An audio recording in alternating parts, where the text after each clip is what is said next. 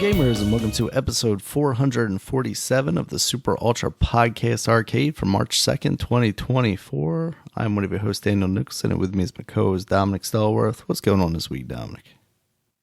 Not much is really going on. It's been an okay week. You know, we have some news. We have some news and gaming going on. Not a ton, but and also spring is almost here. We're finally in March now. And yeah, we had some warm days. Yeah, a few warm days here and there. You know, you kind of sprinkle. This is like I like this time.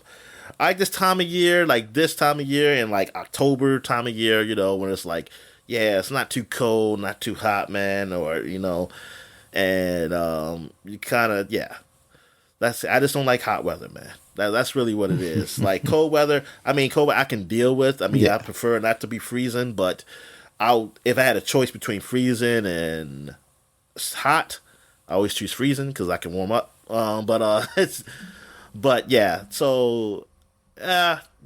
is here. This is the good time for sports because baseball spring training's in full swing, and then we have that means baseball season's about to come, and then we have March Madness. Even though it starts near the end of March, which I don't know. I don't know why. I think scheduling issues, but it just seems like it's been like that for some time now. Then you have the NBA season winding down, which I used to be a big fan of NBA, but since my team is so horrible and I don't care about anybody else, it's not that great. And now we got spring football, so spring football's coming. And now they merging. I'm curious what this UFL will be when it comes. I forget when it's supposed to happen. Is it April or is it end of March? I forget the date they said it's going to start for first week for that. But yeah, this is a great time of year as far as entertainment wise, and because you get into the summer blockbusters are coming up soon. You know, some of them. One of them came, Daniel. Your Madam Web. I know you were excited for that. Yes. Yeah, Madam Web. Incredible. I heard some great things about that movie. All right, so let's get right to it. Darren, I don't really have much to say on sports, honestly. My team still sucks in basketball. We haven't won our 10th game. We are winless in February. We have not. The Wizards have not won a game in February, and now they're tied with Detroit. Detroit has caught up with them. And people are showing an old tweet by one of my players, our top player, Kyle Kuzma, who said something. He said I had a response when the Pistons early on, when the Pistons were like really on that losing streak, when there was like, oh, could they lose the most games ever in a row of an NBA team? And Kyle Kuzma had put a tweet saying, this is one of the most what you say you don't want to be that team. And now people are showing those dumb tweets now since the Pistons are tied with the Wizards. And I'm like, oh my God, he really said that? I say, what the foul? I say, he didn't know what team he was on. I guess, you know what? Maybe at that point he thought the team was going to be better than what they are. Turns out you're not, man. You ain't if you ain't that much better. You may not be better at all by the end of the season. Because now Pistons have caught up with the Wizards. Because after their 2-game win streak that they had, which they beat, and then here's the thing: the 2 games they won in a row was against the Spurs and the Pistons, the other 2 worst teams in the NBA. Yeah. So that was it. They have not won a game since, and they went in LA. They lost to LA, to both LA teams, 2 games in a row. They had a chance to beat the Lakers, but that was a close one with the Lakers. Lakers had just played a back-to-back. So they were tired, but it was enough to beat the Wizards. So it was, unfortunately. And even though some people are upset, some people because people are saying how the Lakers came through against the Wizards. And some people was like, man, y'all struggle against this bum ass team. They getting on them and stuff like that, like how they struggle against the Wizards. But if you know basketball, like playing a back to back is always it's tiring for these guys. LeBron James, I give an excuse because he's an older dude, so I'm not too mad at a guy his age. He still did well. He still had over 30 points or so. But then again, like someone said, it's against the Wizards.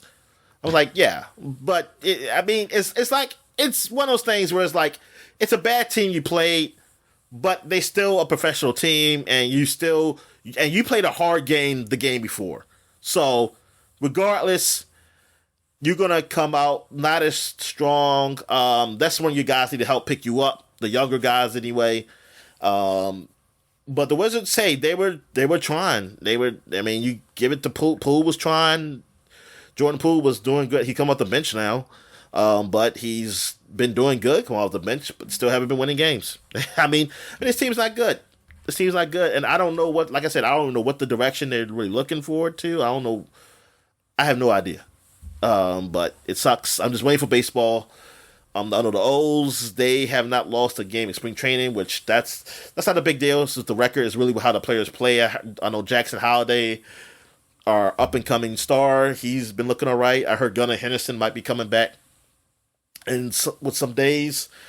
Within some days, who was our Rookie of the Year. I only heard a lot of news on players, honestly, because I haven't been listening too much. Since they don't televise these games, and every time I look up saying, like, why aren't they televising?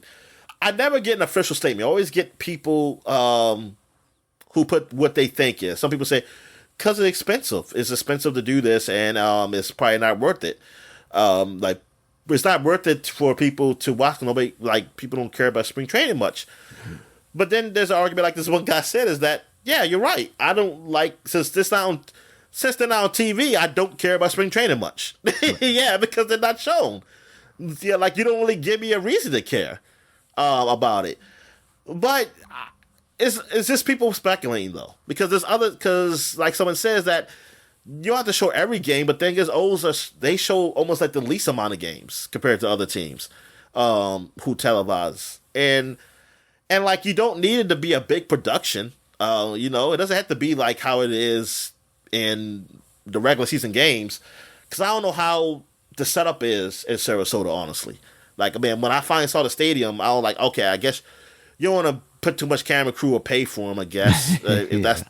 If that's what you want, it's like you don't need to. When I be watching those Bowie Bay Sox games and stuff, it'd be like two cameras, one for you can see kind of outfield, and one you can see behind a pitcher, and it's like, you can just do that or something. I don't know. Yeah. And then I'm thinking, wait a minute. Are these places poor?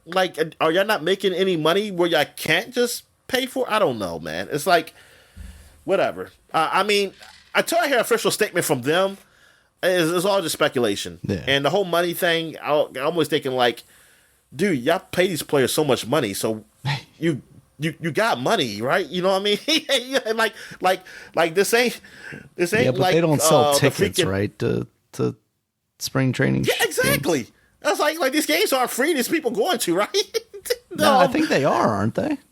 Oh, they are free. I think so. But then they get no money, Daniel. They get no money. Exactly. They're poor. They can't record these things now. What are you talking about? So that's why they're free. Well, they're free because they. But wait a minute. They said a sold out crowd for the first games. How's a sold out crowd if it's free, Daniel? Maybe I don't know. I thought they were. Or maybe they said they just filled up the stadium. Or they filled it up. They're like it would be a sellout if they had sold tickets. It would have been a sellout because all the seats were full. I'm gonna get tickets at the Camelback Ranch.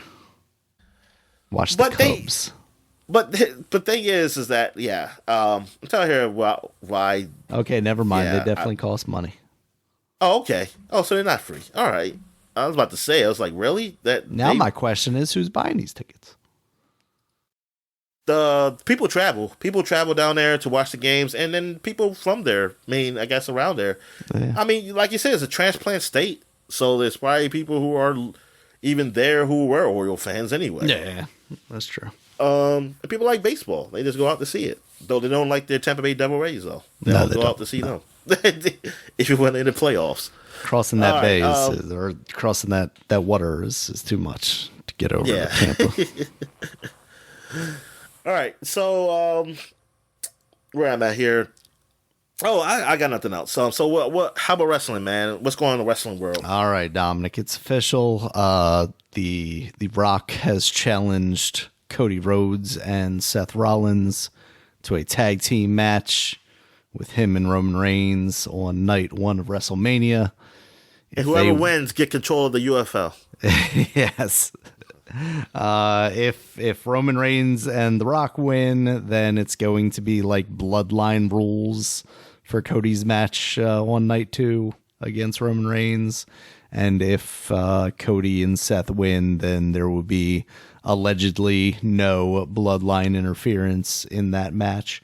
So we'll see. I would not at all be surprised if The Rock and Roman win, only to build up more adversity for Cody Rhodes to overcome on night 2. But that's cool that they are actually doing a match. The Rock cut a 20-minute promo on Twitter or Instagram or some social media thing that finally explained some of the kind of plot holes that they've had. Because there was this moment where, Cody won the Royal Rumble. That guarantees him the spot at WrestleMania. And then he comes out on SmackDown and goes I want to finish my story, because the whole thing has been about how he needs to finish his story, how he needs to win the title, because he didn't last year and he was meant to. And it's the title that his father never held and he wants to be the first in his family and blah, blah, blah. And then he just comes out and he goes... Stardust never was a champion? Not Stardust. Goldust? No, never world champion. He got to Intercontinental Championship levels, but he was never world champion. But he basically came out and said, I want to finish my story. I want to take everything away from you, but not right now.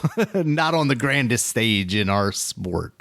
Instead, I want The Rock to face you at WrestleMania. But The Rock basically explained that by saying, I had a conversation with Cody and I said, look, this could be a moment that we've been building to. This is bigger than you. This can elevate our company and so on and so forth. And he agreed to it because he's down for building up the company. But then he decided he wanted to go against The Rock. So now The Rock's against him. So, yeah, it was pretty entertaining. That's what's going on there. AEW Revolution is tomorrow night. Hold up. Before you go to AEW, Sure. What about Vince McMahon? Still quiet? I don't know that. Yeah, it's pretty much been quiet in that regard. I don't know if there's a court case date set or anything like that. But yeah, nothing from him, which is quite smart of him to just keep his mouth shut and keep his head down low, stay on whatever. Yeah, I don't know. The money he's got, he could have just go the P Diddy route. Go the P Diddy route. Keep quiet. Exactly. About all these allegations and stuff going on. Just, buy the Epstein Island and go hang out there, I guess.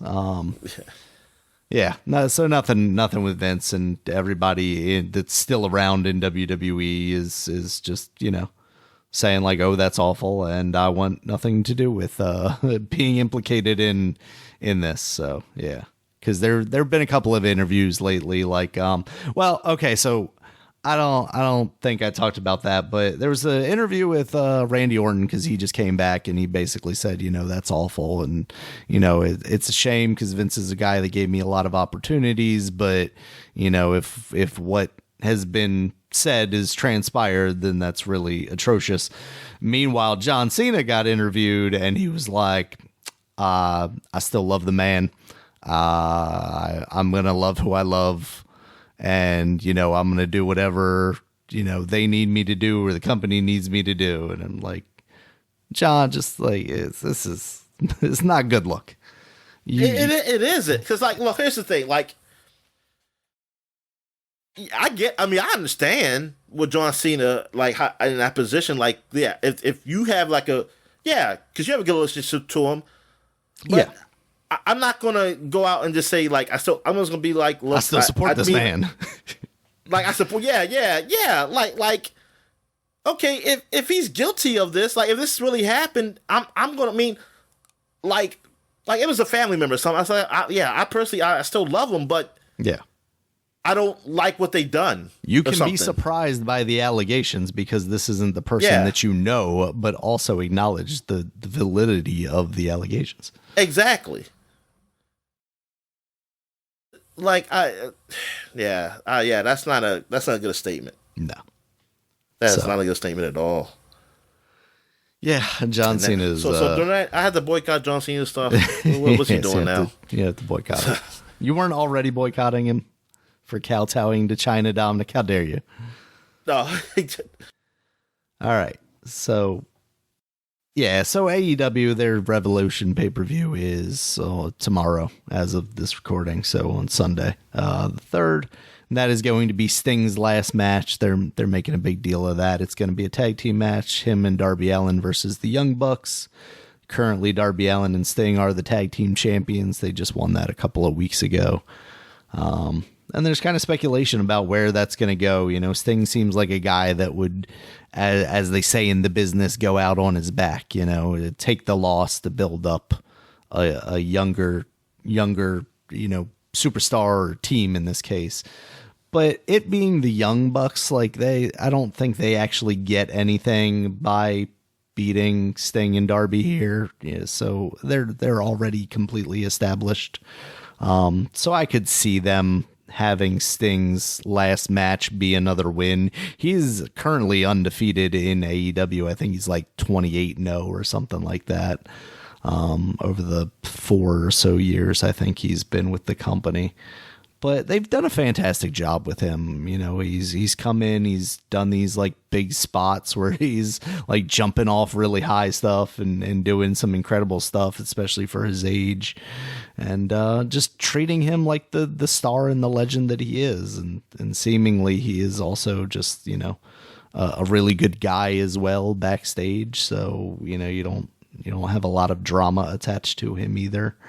So it should be nice, hopefully the way they send him off. And I hope they do actually kind of send him off. The occasional appearance here and there, I think it's fine. But for the most part, you know, even if this is just his last match, I would also like it to be his last appearance. I want it to be meaningful in that respect too, for at least quite a while. So, yeah, that's what's going on with wrestling. All right, so I guess we get into what we were watching. I guess we'll skip that though. Yeah. For another time. Again, so we're getting right into video games. So the game I've been playing a lot of Baldur's Gate lately. I'm actually in Baldur's Gate, going through that city, and that's really showing how limited like my PC really is, because walk through that city, man, it is like a chug, man. Like that frame per second sometimes really be dipping, and I'd be like, oh man, which is a way to make people disappear. I want to walk I just want to see the people I can actually talk to. And I'm like, is there a way to do that? But I'm still having a good time with it. Cause it's still, man, I think I finally finished the case, like the murder case and whatever. And, that was pretty, neat. It's still another murder case of the clown. I guess I'm supposed to find all his body parts, and I need to figure out. I gotta look up to see where's the rest of them. I think I got his torso and his and a foot. Oh wow! And arm, and I'm guessing maybe there's a head somewhere. Yeah.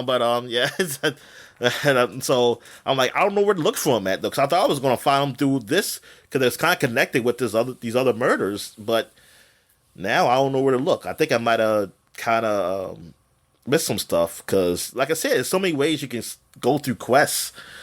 So I'll probably have to look online to see what I'm supposed to do. But now I'm kind of in a crossroads, like with some of my group. Like there was spoiler alert, there was an instance where it was a decision to be made, where the devil was giving us a choice. Like, she'll tell us where to save one of my crew's father, and we can go save him, or he can be free from her. Like, because like, if she tells her where the father is, so we can save him, and he's like the Duke of Baldur's Gate, where he can actually, he's like a hero to Baldur's Gate, whatever. So that'll be good to save him, but one of my crew members who's already kind of indebted with the devil, he would have to be with her forever. like indebted her forever. And I'm choosing a choice like his father wouldn't want that. And thing is, okay, the father might possibly die. It's no guarantee. It's just that she won't tell us where he is. That's all she said. All she said was that she won't tell where he is, even though she said it's pretty much he's dead. Because we're not going to know where to find him. And I'm like, that's bull. I was like, no. Well, first of all, you know what? If it's a choice between that, I'm like, yo, your father, I mean, you got to live your life. You're going to be indebted to the devil for the rest of your life. I mean, yeah, your father lives, but I don't know. I mean, for me, it's not. I'm not saying it's an easy choice. Definitely not. But I'm just saying that as life goes, the parents die, the children live. You know, you don't ever want it where the child dies before the parents. Yeah. I mean, and you're not dying before the parent, but you're gonna be freaking in hell, be indebted to a devil to do whatever to do God knows what, right? I mean, she might tell you to do shit that you don't want to do. Most likely it is going to be shit you don't want to do. So I'm thinking like, no, I think we need to just try to find your father without her. And if we don't, then oh fucking well. I mean, it sucks, but we're all basing it on a gamble. Yeah. Like now, she said you definitely will find him, and it doesn't mean he will not. Look, as she said, he will not die by anybody else's hands except for ours. And most likely, we're not going to choose to kill him. But like somebody says, can't she do something where she tells him to kill the father, though? Because he works for her, and that's what she said in her thing. And I was like, you know what? Yeah, the way the devils work, that could be the trick too. Yeah, fuck that shit. I was gonna be like, nah, we good. I want to be free. I want my man to be free. Yeah. Now, here's the bad thing is that they didn't give me the choice of letting him decide. Because, like, in some cases, you can put your input, or you can let them decide on their own. If it's something to do with your own crew members, you can have a choice that says be silent and let them choose. Which, in this case, and realistically, I'm not going to be choosing. Now, I might put my input of what I think should happen, but really, is Will's choice. So, but no, they didn't, and even some people would say that they think that was a mistake. They should have gave you a choice of where you let him choose what he wants to do, because it's his choice. Ultimately, it's his choice. It's his life. But so I just chose nah, and yeah, some people didn't like that. Say they didn't make that as a bad. Almost feels like it's a bad choice. Maybe when in reality it's not. I don't think it's a bad choice because you don't know. You don't know what the results of that choice would be. Like the father would be free, yes, and he possibly could really help you save the city. But you being the devil's slave for the rest of your life, I don't know. I don't know, man. That I don't know if that's a good that'll be a good choice. Like maybe he just thinks it'll be cool to hang out with the devil. Like, cause I mean, he didn't like what he's been doing so far. Nah. So yeah, I don't know. Well, anyway. So I did that, but yeah, game. I'm closer to the end probably than I was at some point, but still, I mean, thing is, because the way this is an RPG, I can easily just go right to an ending right now.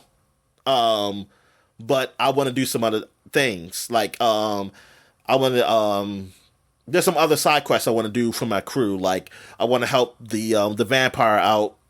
And, like, him, since I'm being a kind of a good guy, I'm not going to let him do what he really wants to do about, like, basically, killing his I don't know what they call him, but his vampire leader or whatever, the guy who turned him into a vampire, he has to work for him. But he wants to take over basically to be a powerful vampire, but I don't want him to be that. Maybe in my another playthrough, I would do that where I'm like more evil. yeah, there's some other choices I had to do with some of my mates. So, but yeah, still having a great time with this game. Nice. What else have I played? I've played I played a little bit of Elden Ring. Cause I was like, I still got this game because I remember I was looking last week and saying like, hey, I still got it up here on my PC. I didn't delete it. Let me just go play a little bit. And I did. I went through some dungeon, and it's just that there's nothing, like I'm playing through this. There's no story or nothing to it. I don't know what the fuck I'm doing. Like the reason why I'm doing what I'm doing. That's really the problem. I went through this dungeon or whatever, and these gargoyles I was fighting, and like they scared the shit out of me because I thought they were statues, and then next thing I know, something just hitting me. And yeah, I went and killed them. Okay, of course I got cheats on, so I'm not dying. I fought a boss, which it was pretty cool fighting the boss. I will say that it was pretty cool, like seeing the boss and everything. And I probably would have died 1,000,000 times fighting this boss. Unfortunately, I had cheats, so that didn't happen. Because I don't think it was one time I dodged where I didn't get hit. I think I was getting hit constantly. So I knew I would have died. But yeah, it's really like, I mean, the world looks nice and stuff like that. I just don't know, why am I doing this? Like, what am I doing this for? Like, there's really there's only little interactions with these, I don't know, I guess they're people, and they say things, they don't speak straight with me about anything. And then when one time I thought I was about to talk to some people, I realized, oh no, they're skeleton people and they're gonna kill me because they start coming at me. I was like, go talk to them. Like I thought to these people over here. Then they turn around and say, and then they start like coming at me. Yeah, that's really the problem, is that if there was like a story, like a really true story, like with this, I ain't talking about just, you don't have to have a bunch of cutscenes, but I just want to know what the fuck I'm going. Like, why am I here? What is this? Is this the afterlife? Like, is there some type of kingdom am I protecting, or what the fuck is the goal here? I don't know. And like that, I thing is, yes, I can easily find by going on the internet, but I just want to know, why can't I just know it by playing the game? Right. Or it's like, oh, it's a mystery. You have to go through the game to find out. Is that what you're telling me? And then it's like, I don't know, but it just seems like, why all these games are like that. I don't know. All right, so what else have I played? And because I'm not even on. You got Bloodstained and Maneater. Oh yeah, Bloodstained. Still playing some more of that. Having a good time with that. Like I said, they give you so many weapons that it's ridiculous. Like, it's to a point where it's too many choices to me. That I will say that's just the one bad thing about this game. I can really just say, I think they give you too many choices on your weapons. Like, I'm like, come on, just tone it down. And then you got like to master abilities, which I wish, see, if they wouldn't have too many weapons, that wouldn't be so bad with mastering them. Like, you have to do these abilities, like, well, like you have to, like I said, they're almost like fight moves or something on enemies. But some of these abilities are just so obtuse, like, I wouldn't say they're not really, well, it's obtuse to a situation because, like, oh, I have to hit left, right, left, like a fighting move, and do this move, which is really slow. And so I have to be precise of where the enemy is, though, because the enemy might be just flying around. And I'm like, it's like, when the fuck am I going to lose this move? And whatever I'm going to do, I have to do it at a chance where I can dodge, and hopefully they ain't trying to shoot at me. Or, like, yeah, it's like, God, this move is just not even worth it. It's like, it's bad enough that this is like a big bludgeon weapon axe that takes slow for me just to hit somebody. But then I have to do this move. I mean, I don't have to do the move, but, like, what's the point of me having this move that I can't really pull off, but so fast? Because of just the animation of it is just not even fast. Like, it doesn't even matter how fast I input it. But yeah, other than that, I've been doing some side quests where this woman has this list of things like, hey, kill this many enemies, and you come back, you get these items. You get. It's just so funny. All the side quests are just like, hey, you're avenging someone who died. I guess they died from this creature. So like I have to kill like 10 of these creatures or whatever, and then I come back and say thank you for avenging them. And say, oh, kill this creature. Like avenge the bakery owner or something. Like the guy, the baker. Avenge the farmer or something. And it was like, is all this just avenge somebody who died? Like just kill these creatures? And it seems like that's what it is. But yeah, I do like it. I like the voice acting in here when they do like have a break where they have like a little cutscene or something happening. Yeah, the game is great. It's a good Castlevania game. Maneater, and I also been playing some Maneater. So I went back because I did like Maneater when I did play it, but I took a break from it and I ended up just not playing it anymore. And now since it's back on Xbox Game Pass, I started playing a lot of that, and I got a whole lot farther than I did before. I know I got like a special ability where I got like you get abilities, but they go to specific areas of your shark. Like you can like have an electric ability, which you can also match your shark to like, hey, all these items are electric ability. Like you have an electric kind of fin, an electric teeth, and like that does some electric damage, and then your body. So your shark kind of matches with the ability, or you can mix and match. Like I got this like bone saw parts for my shark, which is like, hey, this stuff it does more damage, physical damage. So like the teeth for the fin and the body. So I kind of mix it up because I do like some of the electric stuff. So I think I kept the body to be electric, but the teeth part are not. They're like the bone teeth or whatever. And then you can upgrade them to be stronger, each one, each part also. I think I max level my shark because I did use cheats, but I didn't realize I leveled up that fast though. And because I'm at 30. I think you can go higher than 30, but I think I'm at a point where I have to fight something because I can't go any higher because it says fight Scaly Pete, and I think that's like one of the main guys. But there are some things I can't go until level 35, so I'm like, oh, so I can go up. So I have to get some point in the story where I can level up more. But yeah, I mean it's fun, but I understand why it's like some of the why it's not getting like super high scores, because it does get a little stale because you're kind of just doing the same thing, and that can because like when I'm like trying to do all these side quests and stuff, and then I'm like, this is kind of just the same thing here. It is getting a little stale. I wish it was a little more what's the word I'm looking for? A little more what's the opposite of not being the same? Damn, Daniel. Yeah, same. Like not diversity. Yeah. Well, well, diversify. They need to diversify some of these quests. Yeah, they need to diversify. Some of these quests, and also like the abilities of what your shark can do. I think because it's like me just chomping. And all I'm doing is hitting the right trigger button, just like chomp, chomp, chomp, and then bam, that's it. Like I could do a tail whip. Man, I can kind of dodge, but I wish there was a little more to it. I know some people argue like, well, how much can a shark do? Say, well, the shark shouldn't be able to shoot electricity out, So let's stop right there. All right, this is not real. So. I just wish there was something a little bit more to it. If they ever do a sequel to this, I don't know, or they're just gonna keep just re-releasing this game.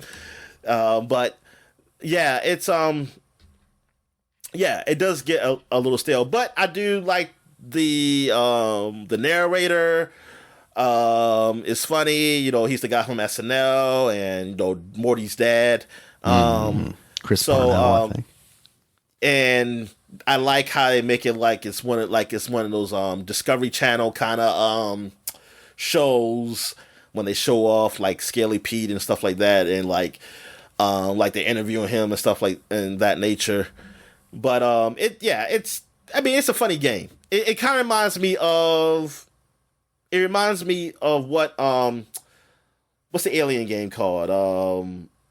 Destroy All Humans. That's what it reminds me of. Man, you destroy like it's just with the shark. Yeah, with the shark. It reminds me of that. Which I'm surprised is not the same guys. Also, honestly. Yeah. All right. Did I play anything else, Sam? Nah, that's it from your list. Okay, so what you been playing? So, played some more Penny's Big Breakaway. I think I'm done with it. I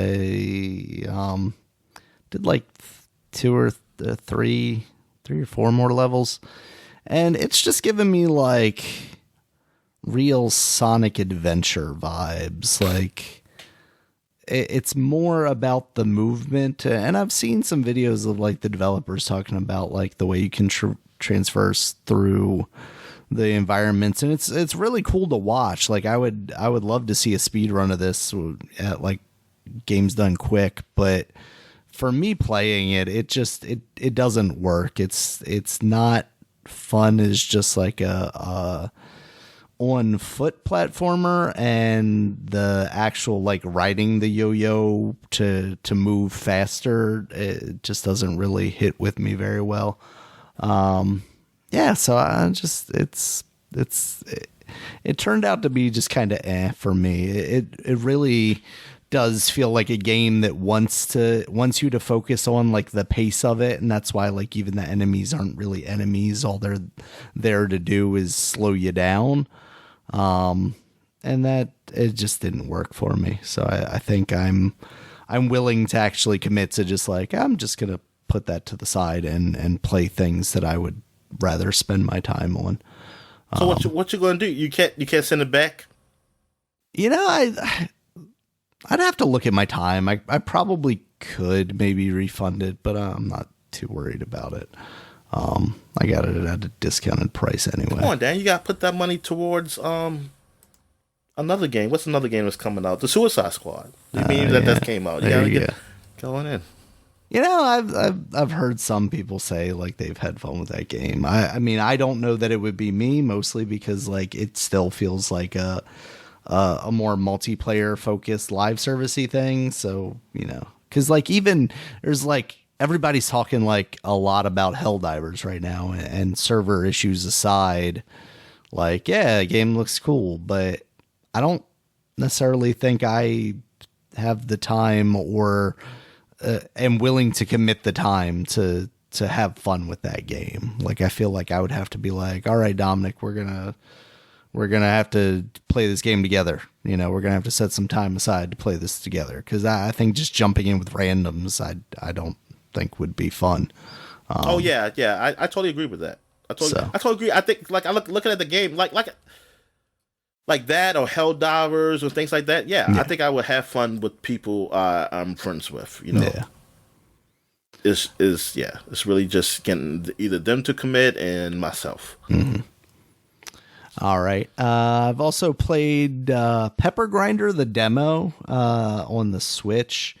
That is a 2D side-scrolling pixel art game where you play as a girl with a big like drill, basically like a drill weapon, and it's pretty cool so far. It really kind of focuses on movement too, ironically enough. But you can there's like softer areas of the environment that you can drill through, and then there are harder parts that you can't drill through, like most of the normal ground. And as you go through them, it's almost kind of like you're swimming through them. You have very fluid motion, and then you can use a boost to kind of shoot out of them. So you're using that and moving around, collecting gems and defeating enemies and trying to get to the end of the stage. It reminds me kind of a lot of Flint Hook, which I believe was also published by Devolver Digital, if I recall correctly, because this is a Devolver Digital game.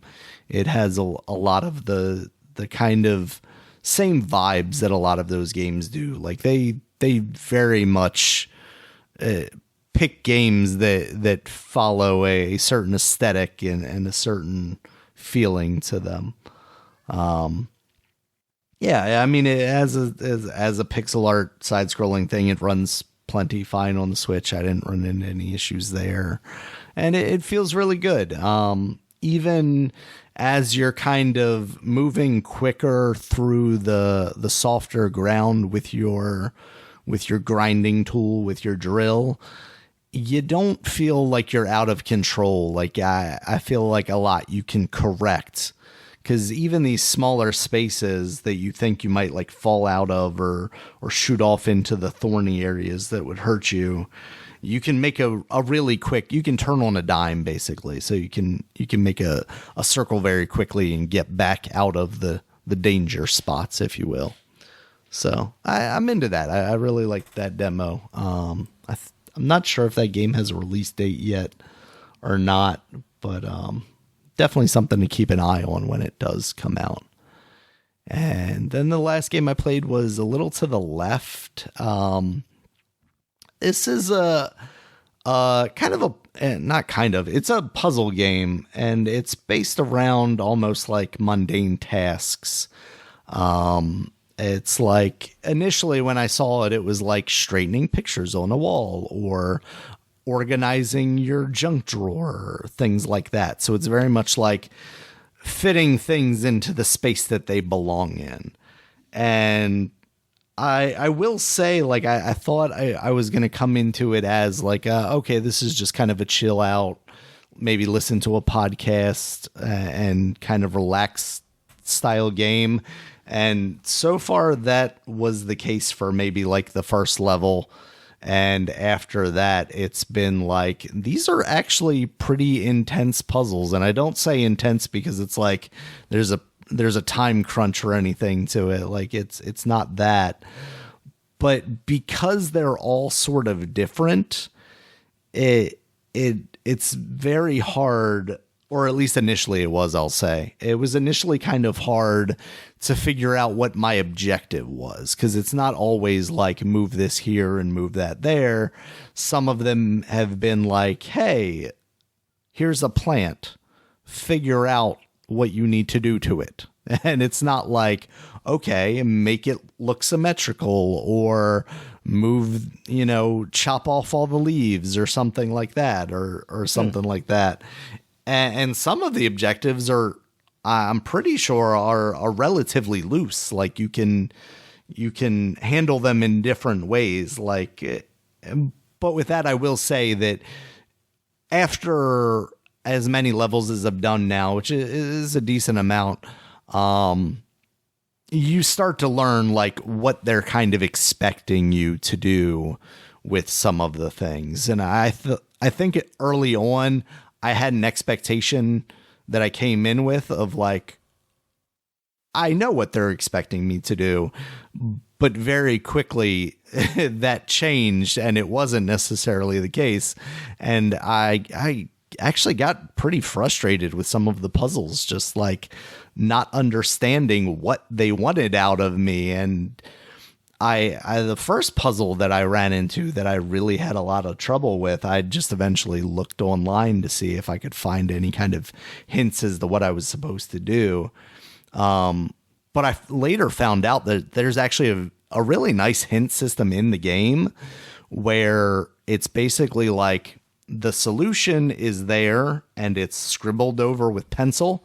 And they give you an eraser so you can erase as much of the scribbles over the solution as you want to get you closer to the solution. And sometimes that's, I can just scribble off a corner here and go, oh, okay, they're looking for this, versus, me having to do like 75% or 100% of it and going, okay, so I just need to do exactly what they did. It's definitely, it has a lot of the kind of unpacking vibe, but this is definitely less chill and more of an actual puzzle game to it than that. So yeah, I think I came into it with not low expectations, but different expectations, and am actually somewhat pleasantly surprised. I mean, the kind of aggravation early on aside, pleasantly surprised that it is actually a really solid puzzle game. So yeah, think so far that's pretty cool. That's on Game Pass now, which is why Yeah. I started playing it. Oh, that's cool, man. Yeah. All right. So I guess we'll take a quick break, and when we get back, we'll get to the flashback segment. All right. And we're back. So now we're flashbacking to 2014. We got a new month. We are in March now. And really, there's only been... Oh, actually, no. 2014, no. We're skipping 2014. We're going straight to 2004. Because that seemed like... There's only a few games that came out that's really worth it. Talk about in this first week of March here. And we got Drakengard was released on PS2. Now, like, review score-wise, the game isn't that great. But people... Hey, it got 3 games, and then it also has some pretty known people who were creators on the game, like what's his name, Yoko Taro, yeah, who did Nier Automata, whatever you want to pronounce it, or Automata, like I do, Automata, Automata, yeah. So that he's been a part of that game. He's a guy who was wearing that damn head mask or whatever. We don't know if there's really a human body under there. I mean, human head under there or not. So I don't know.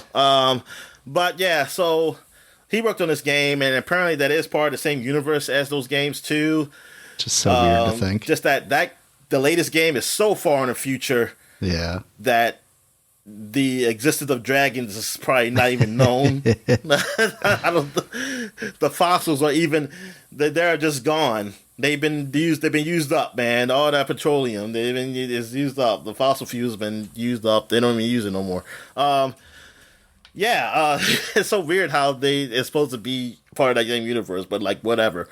But yeah, this game I knew about it because it is a Square Enix game.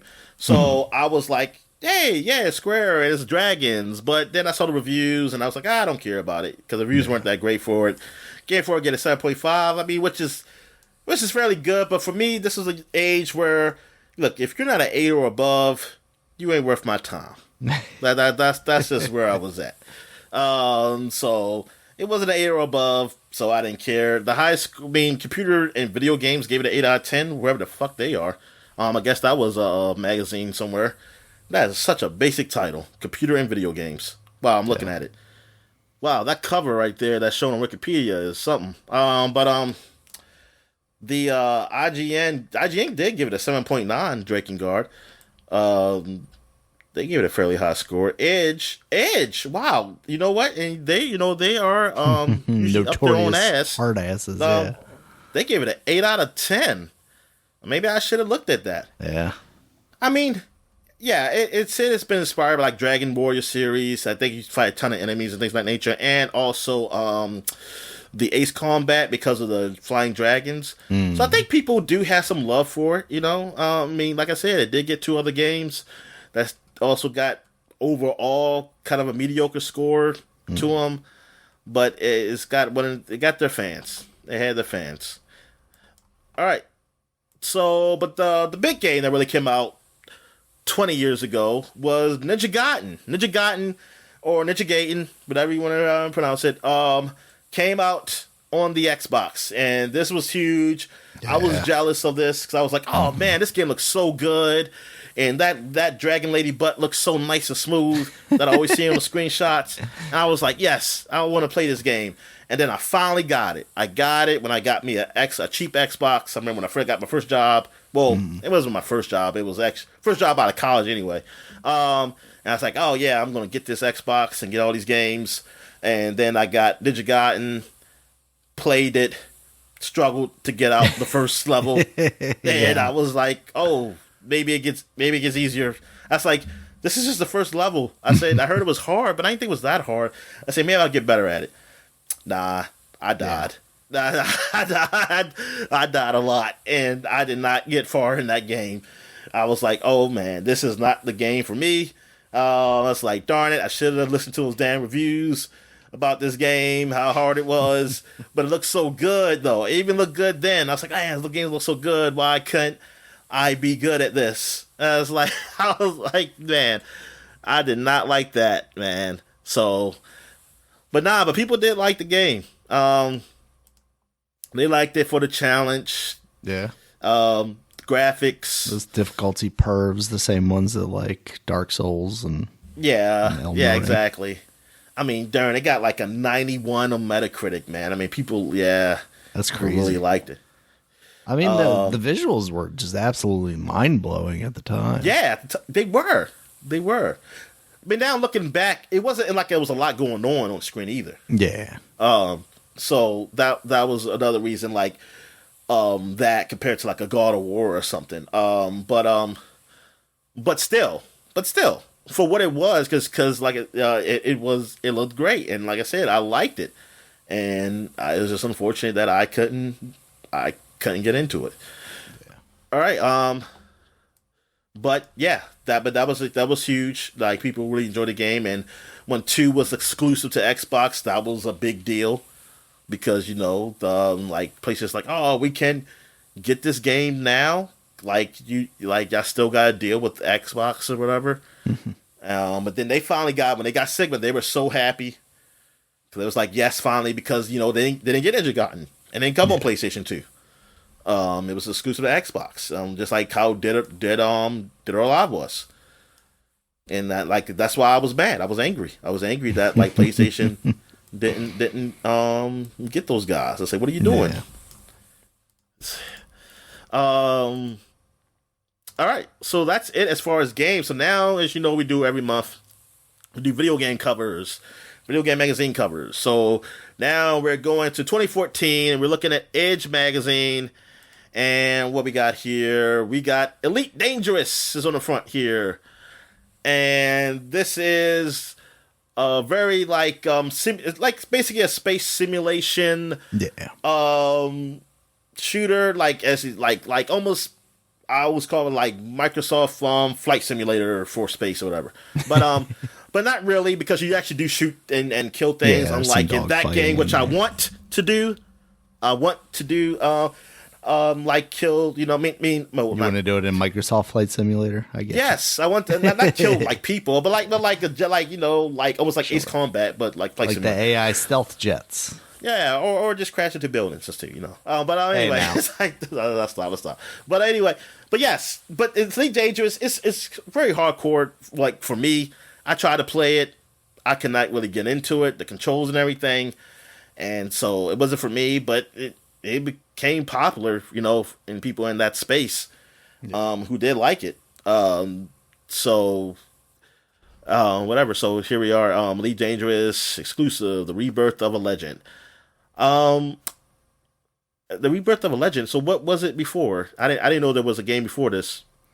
I think Elite Dangerous existed as an older game, or maybe it was just Elite. I don't remember. It was called Elite. Yeah. No, it's called Dangerous, Daniel. No, it's called Elite. It was a vector graphics style game. Oh, okay. Yeah, because I remember when this one came out and everybody was talking about, especially with its connection to like the VR version of it, that that it had been based on something. From 1984, Dominic. Elite. Oh, darn it! Before we were born. Yep. All right. So where we got here? Oculus Rift, the next generation. Oh, here we go. Yep. This is before they were bought by Facebook. Yep. They also got Clash of the Clones. What happened to the iOS game revolution? Yeah, what happened, Daniel? It all became Clash of Clans clones, apparently. Sending me perverted ads for whatever their fake game is. That's what happened. Yeah. Always these girls with some humongous boobs, man. That's just like, they be looking just like the weirdest things too. Like the one I saw yesterday. Like I think it's the same game that I've seen before. Because like there's the one with the like woman where soldiers are coming up to her and she's got like a forge between her legs and she like stomps them into soldiers or something, And then Yeah. there's another one that I saw where she was like a devil lady and stealing their souls or something. And this one, she was like a tree lady. And then they were like presenting not donations, but what you give when you're trying to like summon a thing or something. And like she wasn't satisfied, so like she like swallowed them with her roots. Like it's just so weird. I don't know how I got on this list, but I want to get off this list, Dominic. I'm gonna get off this list on my Twitter account, man, where I'm keep getting these No, people. that's just Twitter now, Dominic. Sorry, OnlyFans. that's just Twitter. Who You gotta get on that Threads. They following me. I was like, I appreciate the follow, man, but y'all only pay attention. But you don't engage. Yeah. Start liking my engage in posts. nothing. Yeah. And I don't do nothing much for you to be following me. So I'm like, yeah, get out of here. I ain't gonna be paying for your OnlyFans. All right. What else we have here up here? We got Inside Evolve from the studio behind Left 4 Dead. Yeah. The murderous, exhausting terror of DayZ. An audience with Rayman creator Michael Ansel before allegations and all that stuff happened. Before he went off and fucked off onto a zoo or whatever. And we got reviews for Castlevania Lords of Shadow 2, Broken Age, Act 1. I didn't realize that was an Act 1. I can't remember how it was. Did it come out as two pieces? Because there's like the boy in the future and then the girl in the past. So maybe they only reviewed like half of it. Oh, okay. I don't remember how it actually. I never did released, play if it Broken released Age. as two. Oh, okay. That was the game I never played. Yeah. It's like two pieces. So I can't remember if one piece came out before the other one or not, though. You got Nidhogg, Jazz Punk, Octodad, Dadley's Catch, and the Castle Doctrine. Castle Doctrine, man. All right. So now we got Game Informer, and we got Lorcraw fighting this bear right here. Look at that bear. Arr. Yeah. Even with that gash on his chest, he's still trying to get her. And he got arrows in him. Man, that bear, I really like the bear would have ran away. Nope, there's baby bears around, Dominic, and that bear is clearly on cocaine. Look at all that white stuff at his feet. But yeah, I love this game, man. This was great. I still have not played the third one, but I really love Rise of the Tomb Raider. Yeah. I think I liked it better than the first one. It was did really an incredible good. job with those remakes. They really did. Yep, and they gave Square Enix so much money, right? So much money. Sure. Not according to Square. Whether they're a reliable narrator or not, that's a whole other story. All right, so that's it for 2014. So now we're going to 2004. We got the unofficial PlayStation magazine, but it is also the best-selling PlayStation 2 magazine, as it says right here with the big little sticker right here they got on it. And we got Onimusha 3 on the front, but they don't got my man up here, though. I was going to say, Jean They don't got Renault. the French man. And they say first hands-on. Also, they got Hitman 3, Neo Contra, Nightshade, Rise of Honor, Rainbow Six 3, and more. Also, Gran Turismo 4, 45 new screens. And new horror, Why Silent Hill 4 and Siren Will Terrify You. Woo. Because they're bad games. Well, I don't know about Siren, but pretty sure Silent Hill 4 probably was. 100% independent. Silent Hill 4 was bad? Was it not the Room one? Or the Room was 3? Let's maybe you're right. Maybe that was the Room one. And that one's higher regarded, isn't it? Yeah, Silent Hill 4 is the Room. I mean, screenshots would look pretty good to me. I mean, but I don't know about the game. It's got mid-sevens. Okay. All right. So it wasn't great or anything. Yeah, not bad. But I didn't know recognize people thought it was bad. I mean, I honestly, it's just I stopped paying attention to Silent Hill after 3. Yeah, I think The Room is of the more recent ones is probably the most highly regarded, but that's kind of says a lot, doesn't it? Yeah. All right. You also got NFL Street over here. You got Transformers Armada over here. This is all pre Transformers movies. Sudoku 4.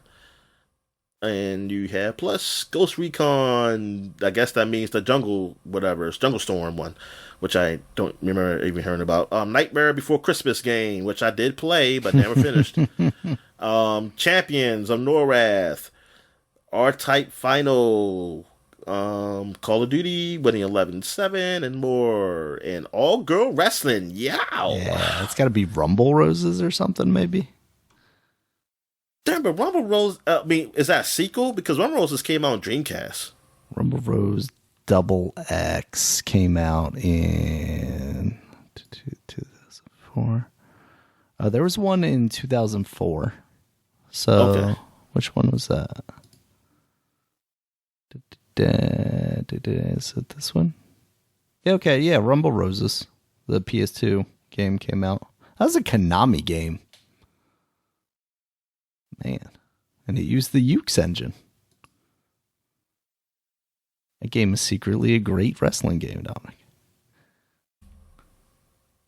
What's the Dreamcast one? It was the one that came on Dreamcast. Let's see.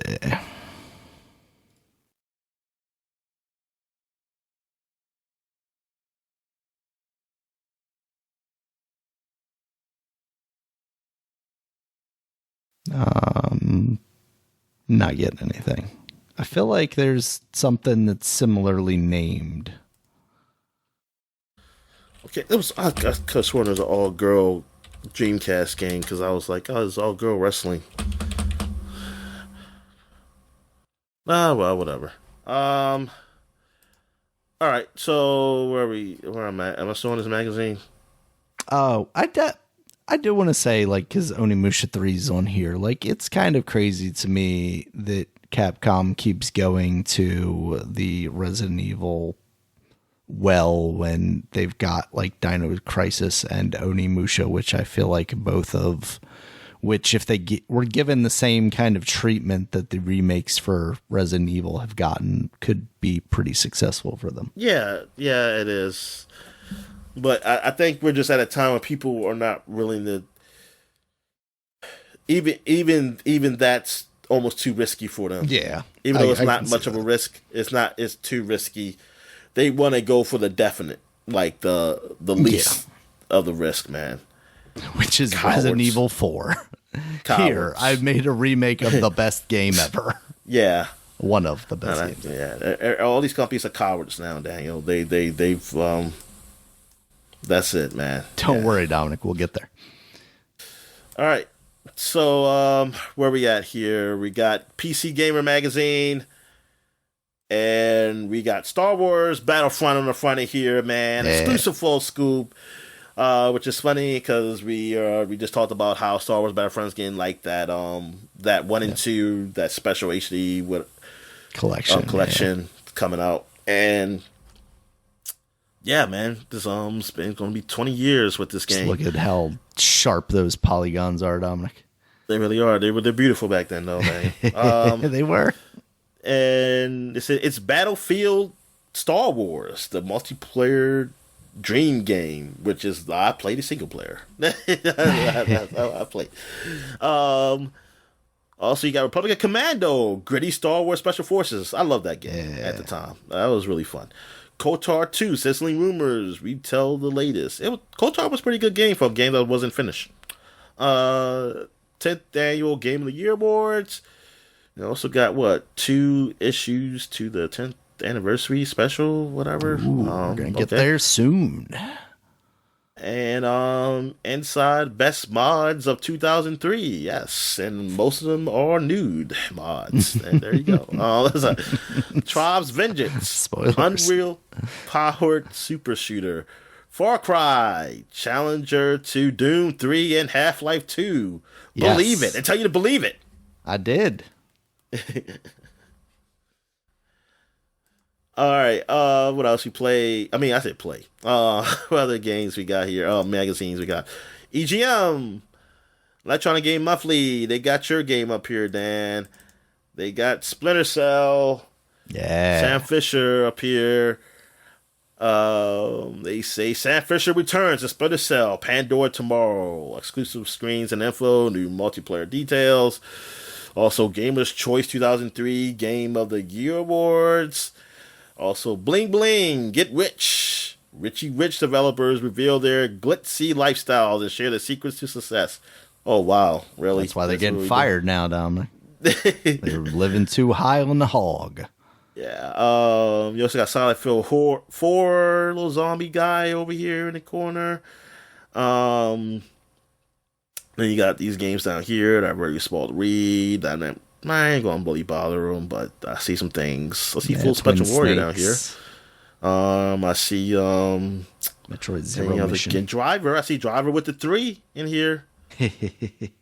That's pretty good. Metro Zero Mission, Final Fantasy 11, Resident Evil Outbreak, Metal Gear Solid Twin Snakes, Final Fantasy Crystal Chronicles, Hitman 3, Info Street.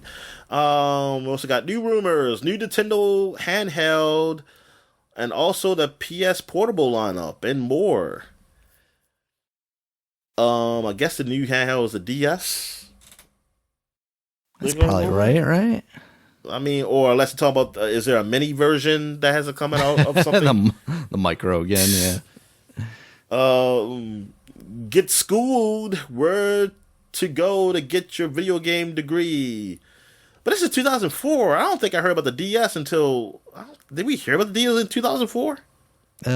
Yes. DS came out in 2004. Oh, it came out in 2004. Oh, yeah, shit. Yeah, in November. So, yeah, it probably would have been the DS. Damn, I didn't think it was that soon.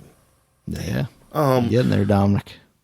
Bonus section. Look, it's a flip phone. Meanwhile, look at that phone, Dominic. That's what I said. It's a flip phone. It doesn't feel like it was that long ago, but meanwhile, it feels like forever ago that people had phones like that.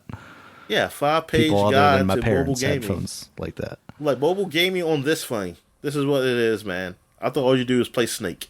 Nope. That's when you had those Game Loft games. Everything was a side scroller. But see, I skipped this, Daniel.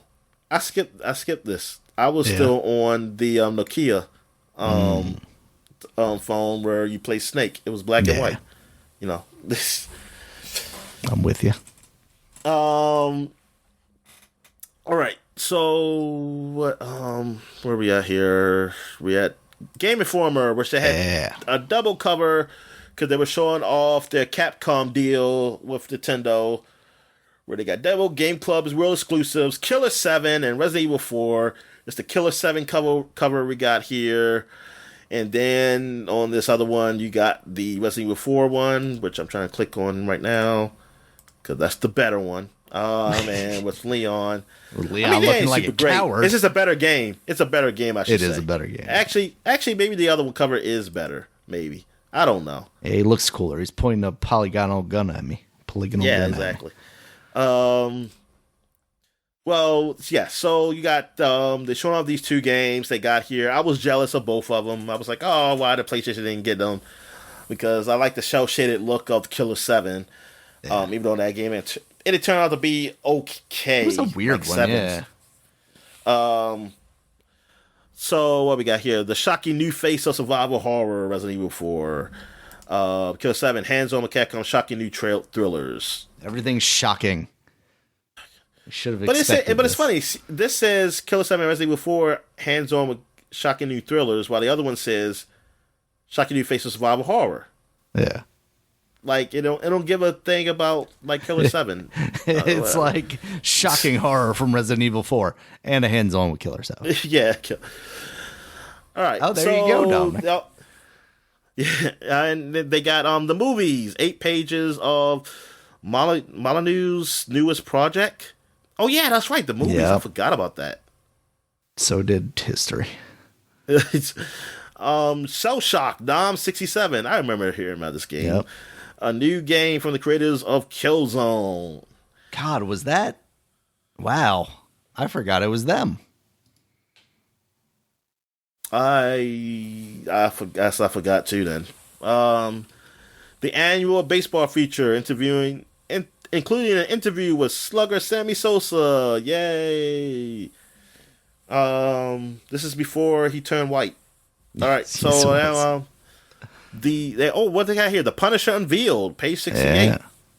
I don't remember that game. Like, I don't remember that game. That's the game where you could like put people under drill presses and stuff.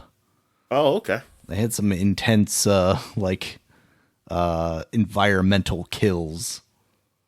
Oh, and here it is, the new Nintendo handheld. Breaking news: Nintendo announces new dual screen portable. So there you go.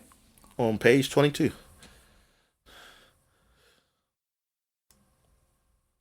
They didn't leave you suspense like the other magazine. They told you straight up it's going to have 2 screens and it's funky looking.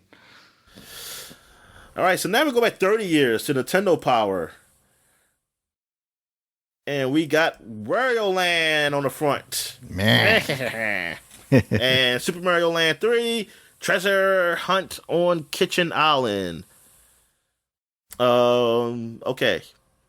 So that's what the island was called, Kitchen Island? I never played it before. So. Super Nintendo NBA Jam. Oh, yeah. I know that's a tomato, but it kind of looks like a peach. And, oh, yeah, it does. Yeah, because I don't know. Yeah, tomatoes will usually have butts. Exactly. But also, I think it's because the other side of it is cut off, so it just looks like the single side of the butt. But, like, also, why is it there?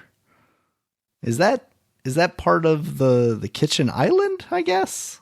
Because there's like asparagus there and broccoli. I would think everything around here is all just part of it.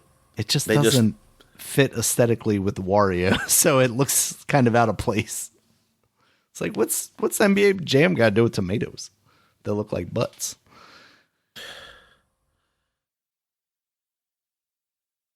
Wario Land. Did you ever play this one? No, Wario games are one of my blind spots.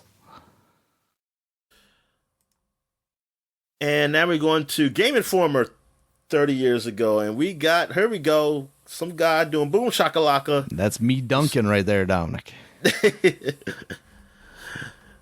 And you should have some goggles on, man. You can't see, you're blind. That's why you That's when I was young, right? And I didn't need the glasses, Dominic. Oh, okay. All right, you got March Madness, a basketball blowout, and Mortal Kombat 2. All the moves for this arcade master, please. Oh, yeah. Plus Total Carnage, Mega Man X, and Cybermorph. I don't know what Cybermorph is. And it got Sonic and Tails are back in Sonic 3. Man, look at that. Man, Duncan. Yeah. And I was, those were the years. Just like the way the fire is like weirdly superimposed over it. Like there's that weird straight line at the bottom of the fire. All right, so that's it for the Flashback Segment. So we're going to take a quick break, and when we get back, we get to the gaming news. All right. And we're back. So let's get to the gaming news. What we got, Dan? All right, Dominic, we got some ebbs and flows here. First up, Toys for Bob is going independent. They are separating from Activision and Microsoft following this acquisition by Microsoft of Activision. That's sort of disappointing for me. I mean, I'm happy for them because hopefully that means they can escape some of this stuff that's going on at these bigger corporations, even though a lot of the cuts have already happened at Microsoft and Activision Blizzard. But like, I was hoping maybe you get them to work on a new Banjo-Kazooie or something like that. And Blinks the cat. Blinks the cat. The Time Sweeper. Of course. Yeah. I mean, maybe even a Conquer game, you know? But now we're not going to see that. I've seen a lot of people say like they hope that somehow they get the Croc license and make like a AAA level resurgence of Croc, but like, why Croc though? I guess just because he's another one of those mascots that they just make a new mascot, man. I mean, sure, but we've seen that tried before, and Ukulele is okay. So yeah, so because it didn't work that time, don't ever try again. Nope, don't ever try original ideas, Dominic. Not in this environment. We need to remake the game that we remade or remastered a year ago. Just look at Naughty Dog. So yeah, but I think this is actually good, and along with this next story, Embracer is reportedly set to sell. Dog. What is it? What'd you say? Tommy the Perry Dog. Tommy the Perry Dog. Okay. Yeah, something darn like some other animal. I feel like prairie dogs are definitely underrepresented in the video game world. That's what I'm saying. I can't think of a prairie dog. Nope. Not at all. All right. Yeah, so this other news that sort of goes along with it, Embracer is reportedly set to sell Saber Interactive for apparently $500 million. Basically, I guess to themselves, because the intention is for Saber to split off of Embracer and go independent as well. Saber, of course, being the developer of the KOTOR remake, after that was taken away from Aspyr, and also they're working on Space Marine 2 and Jurassic Park Survival. So, you know, we saw Embracer embrace all of these companies, swallow all these places up, and then just absolutely shit the bed. So it's kind of nice to see some of these studios be able to maybe free themselves of the sweet, loving embrace. How much we got in the bank account? In the coffers? I don't know about that. We might be able to get this next one, though, because Gearbox is allegedly trying to do the same thing. Kotaku has reported that something may be From announced 2K? in March. Are they with 2K? No, they're with Embracer as well. Oh, so they left 2K and went to Embracer. Yeah, or did Embracer like scoop up a part of, what was that? Let's see, Gearbox, Embracer.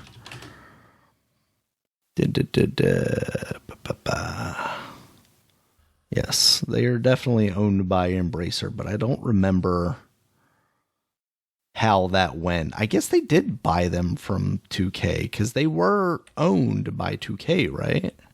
I mean, I just know they were part of. I mean, or were they just being published by? Maybe they just had like a publishing deal. Oh, okay. 2K publishing deal. I mean, the Borderlands series and stuff, so that's not part of 2K anymore? Yeah, because this article from Game Rant in 2021 says 2K is still publishing Borderlands games despite Gearbox acquisition. So that was shortly after. Yeah, so they like, man, we still got y'all best shit, so we don't give a damn. I guess, yeah. Yeah, so, I mean, that's probably the best for them as well. I think anybody that can free themselves of Embracer Group at this point would probably be better off, and I think we end up with a healthier games industry if we see some of this consolidation spread back out, because the rest of the news stories basically we have here are that Supermassive and Deck 9 released a whole bunch of people. Supermassive around 90 people, and Deck 9 around 30 people. Deck 9 is the developer of Life is Strange True Colors. Supermassive, of course, being the Until Dawn developer. And then also EA cut 670 people. They also canceled the rumored Respawn first-person shooter set in the Star Wars universe, which was allegedly going to be a Mandalorian-focused game, which just feels like, how do you not hit that out of the park? You've got the Mandalorian, well, at least the first season, you had him freaking killing it on Disney+.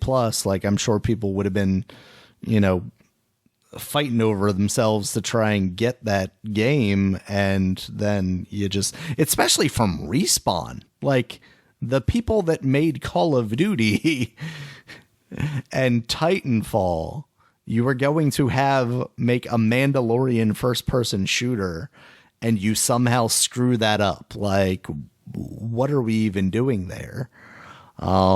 And then the cherry on the top of the shit pie, Jim Ryan's last great failure, as I wrote here, PlayStation also has to cut about PlayStation didn't have to, has cut 8% of their staff, which is roughly about 900 people. They also have closed the London studio, who had been making the VR titles like London Heist and stuff. And then Fire Sprite got severely cut, and they were reportedly working on a Twisted Metal game that has now been canceled. That one is a little up in the air. I've seen reports. I think Jason Schreier was the latest that I saw on that, where he basically said that the game actually hadn't even been greenlit yet and was pretty early on in development. I had heard other people say that game had kind of bounced around from a couple of different studios, so maybe it was further along at some of those other places, because I believe at one point I thought I had heard that it was actually pretty close to completion. Again, Twisted Metal, I'm not going to sit here and blow smoke up anybody's ass and say like, oh man, this game released at the same time as the TV show would have been a hit. But you know, there's some evidence there that if a successful show is on TV, we've seen it with The Witcher, we've seen it with The Last of Us, having a game product on the shelves or in the digital libraries to go alongside that makes people a little more inclined to revisit them. So it boggles my mind that you have these companies just fumbling so poorly. Like, you don't have to spend $200 billion to make a Star Wars Mandalorian game. You take Respawn's talent, you take that license, you put out a game that's, I don't know, maybe like 6 levels. Everything doesn't have to be grand and epic. You can put out smaller chunks that cost you less money, that you could even put out at lower prices potentially, and then more people can buy it and experience it and then go, oh man, EA put out a good game. Maybe this next game I'll give a chance to. Oh, hey, this next experience. I don't think we're in the day and age anymore of people complaining so much about game length, Dominic, as long as the price is proportional. Yes, and maybe that's where it's at. Yeah. And maybe there's that, right? Because there's digital outlets now, you can lower that price. Whereas like back in the day, it was like, I got to print this on a cartridge. It's going to be $70, whether it's or 60, 70, 50, 80, whatever. It's going to be the price that the rest of these games on the shelf are going to be, because we had to do all that physical work. Well, you don't have that as much anymore. So you can cut that out of it. And it doesn't make any sense that these companies are just failing so hard. Like, I get it. You saw COVID, you went, oh my goodness, everybody's playing a video game. I need to build a video game right now. As it turns out, video games take a couple of years to make, even the really shitty ones. And then you build up all these studios and you build up all these teams, and then, oh no, people are able to go outside again. I guess people aren't playing video games 20 times the amount that they used to anymore. Weird. Who would have thunk that? And then you have to lay all these people off because you poorly planned out your business. And now you're cutting all these people. And what are you going to do? Are you going to not build games now because you don't have these teams anymore? Or are you going to take all of the people that you have left, pour them into one big project, hoping that it pays off because you've now spent $2 billion on that, and then it comes out and fails, and then you go bankrupt? Like, where are these companies coming from?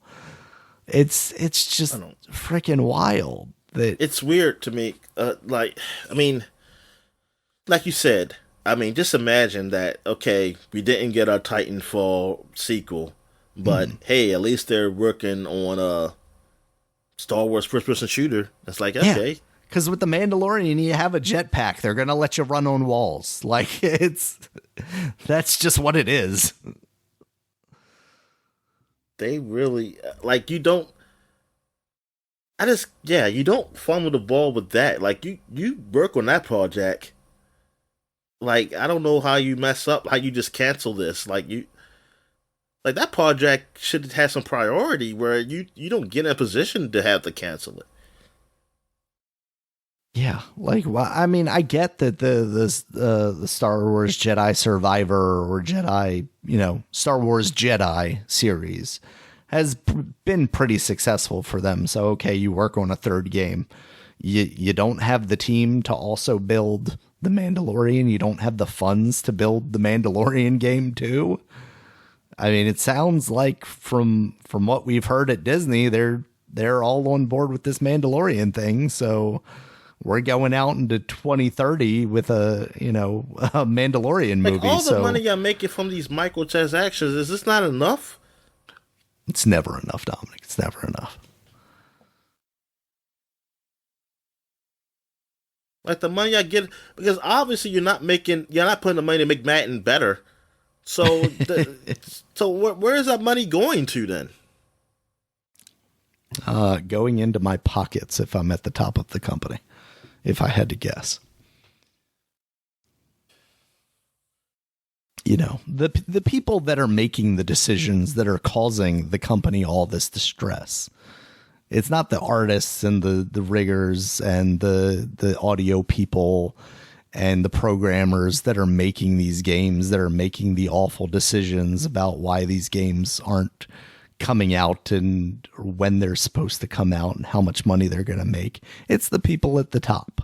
The same people that, just like Jim Ryan, get to leave with his great big golden parachute and his pension plan and all that nonsense. Meanwhile, he's leaving just a burning wreckage of a company behind him. And I hope it's looked at as in that same way. And I don't know.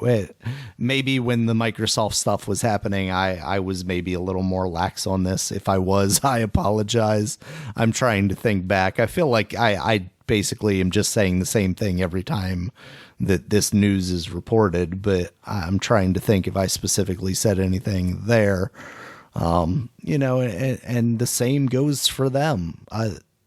They seemingly at least have a whole bunch of games that are being worked on that need to be released and haven't been canceled yet. I mean, the big news that I don't think we've really talked about, because I don't know that it's really news, but it's sort of news. But like Sony, basically said in their financial call this past like month or so that they weren't going to have any games in this financial year. So basically through like March of 2025 from one of their established franchises, no Spider-Man, no Ratchet and Clank, no Ghost of Tsushima, no Last of Us, God of War. Yeah, because if we didn't mention that before, because we did. Yeah, that was. I mean, that is kind of big news because it is. Where does that put them?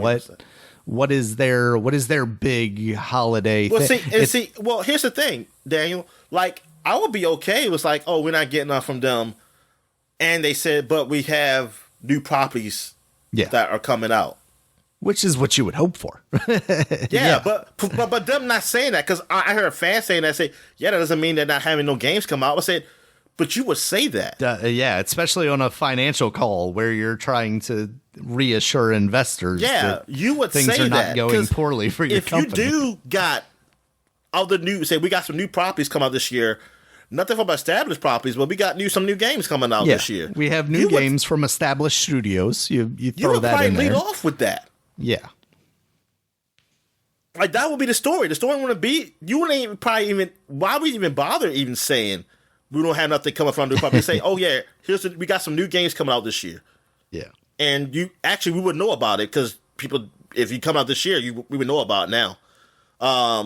mostly. I mean, unless like you might have one surprise if you try and do a surprise, but I mean, but big games though, you don't usually do a surprise like that. So yeah, that just tells me like, no, that news is you telling me that you're not having no new games. I mean, now as for a consumer,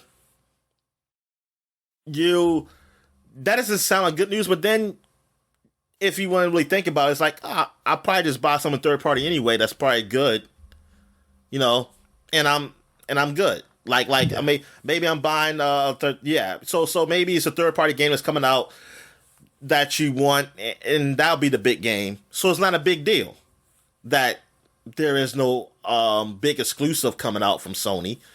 I mean, of course, they got a third-party exclusive with Final Fantasy, so maybe that, and there's some other third-party exclusives coming out too. So it may not be a big deal.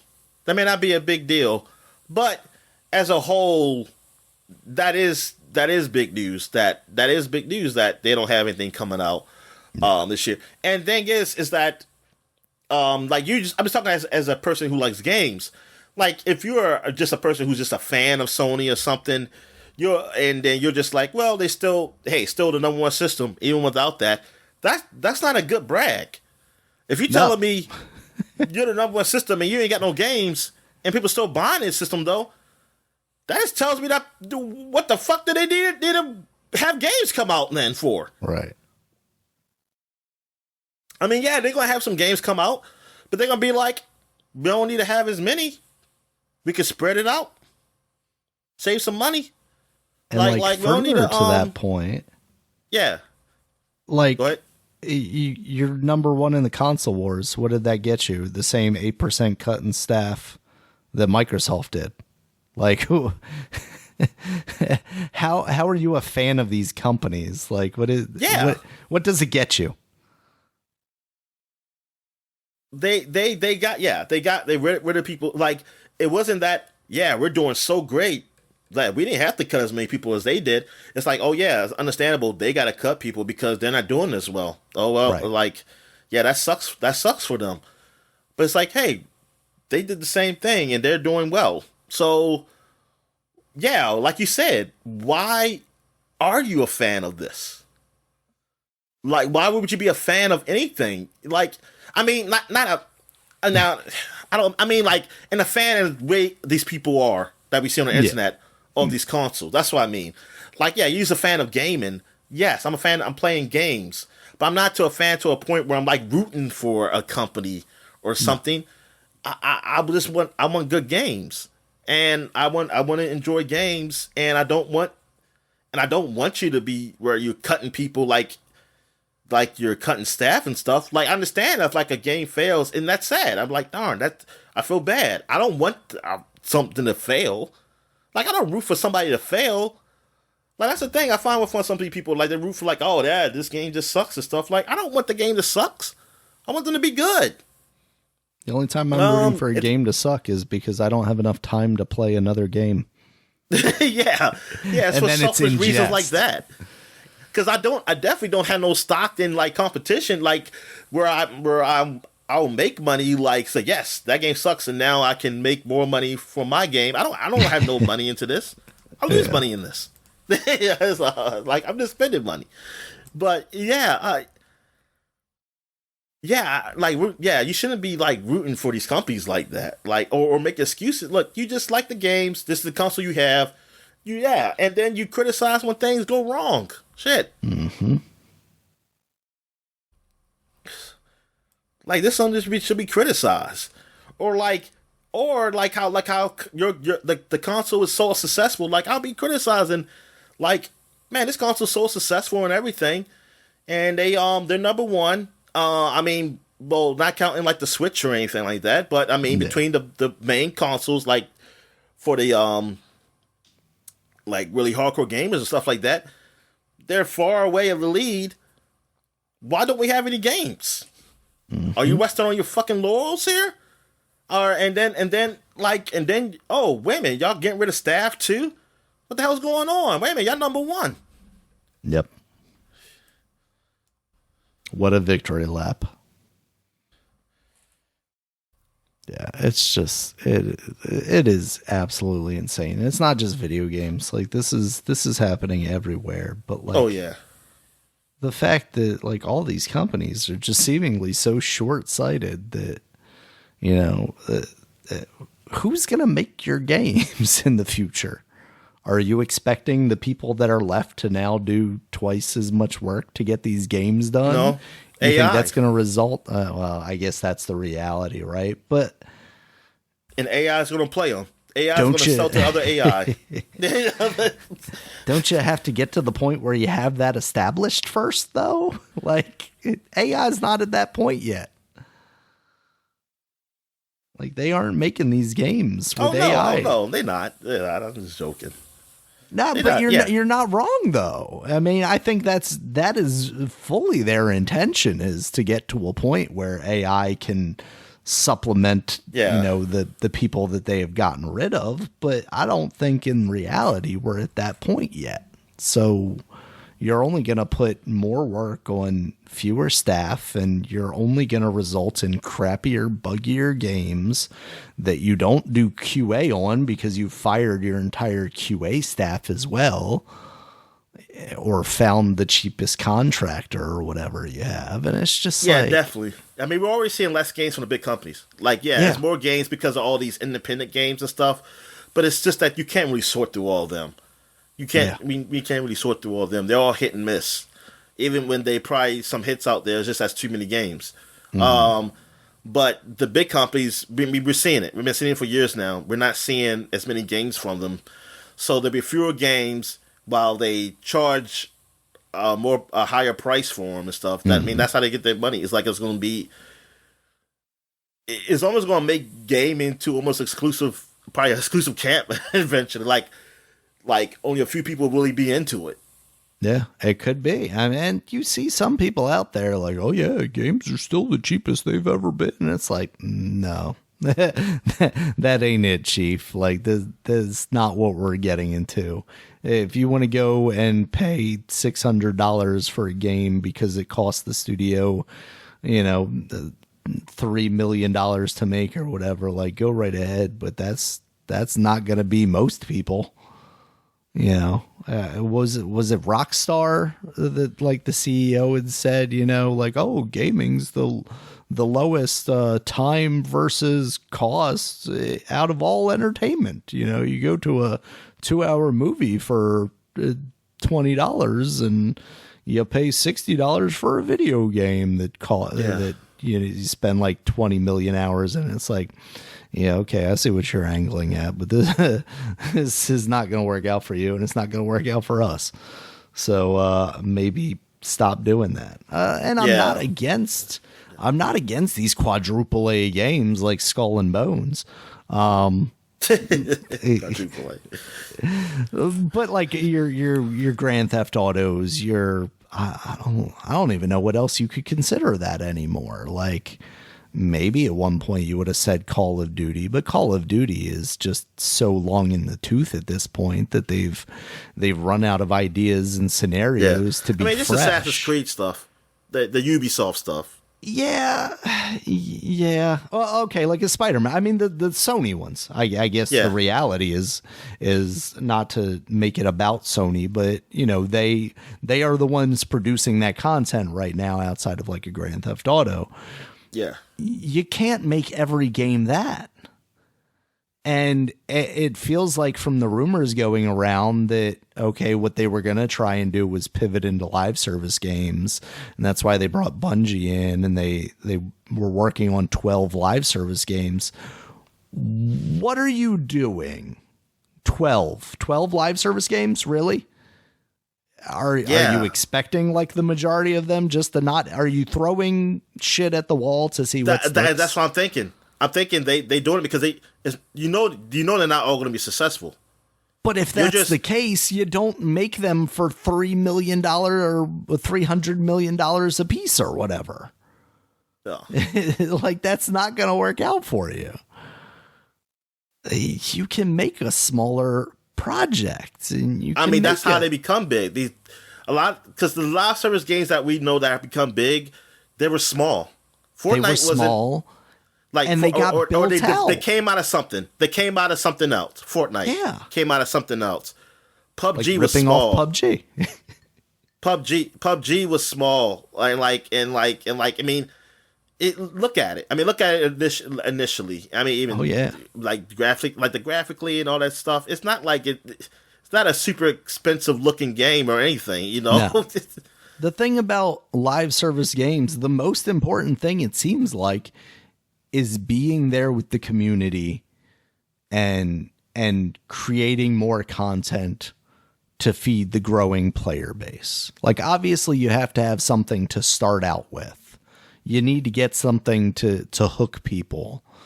But once you do, then it's about supporting the game going forward. It's not about just having this whole big thing up front. And now you could say, like, well, what happened with Destiny then? Why do you hate it so much? Because they weren't there to support it. What they were doing was trying to get more money out of me after I initially bought the game and it didn't have any content and it didn't draw me in. And then they went, well, to fix that, here's another piece of content, spend $30. It wasn't, and that was months and months and months away. You basically punished us for buying the game at $60 early. Exactly. We should have just waited. We should have waited.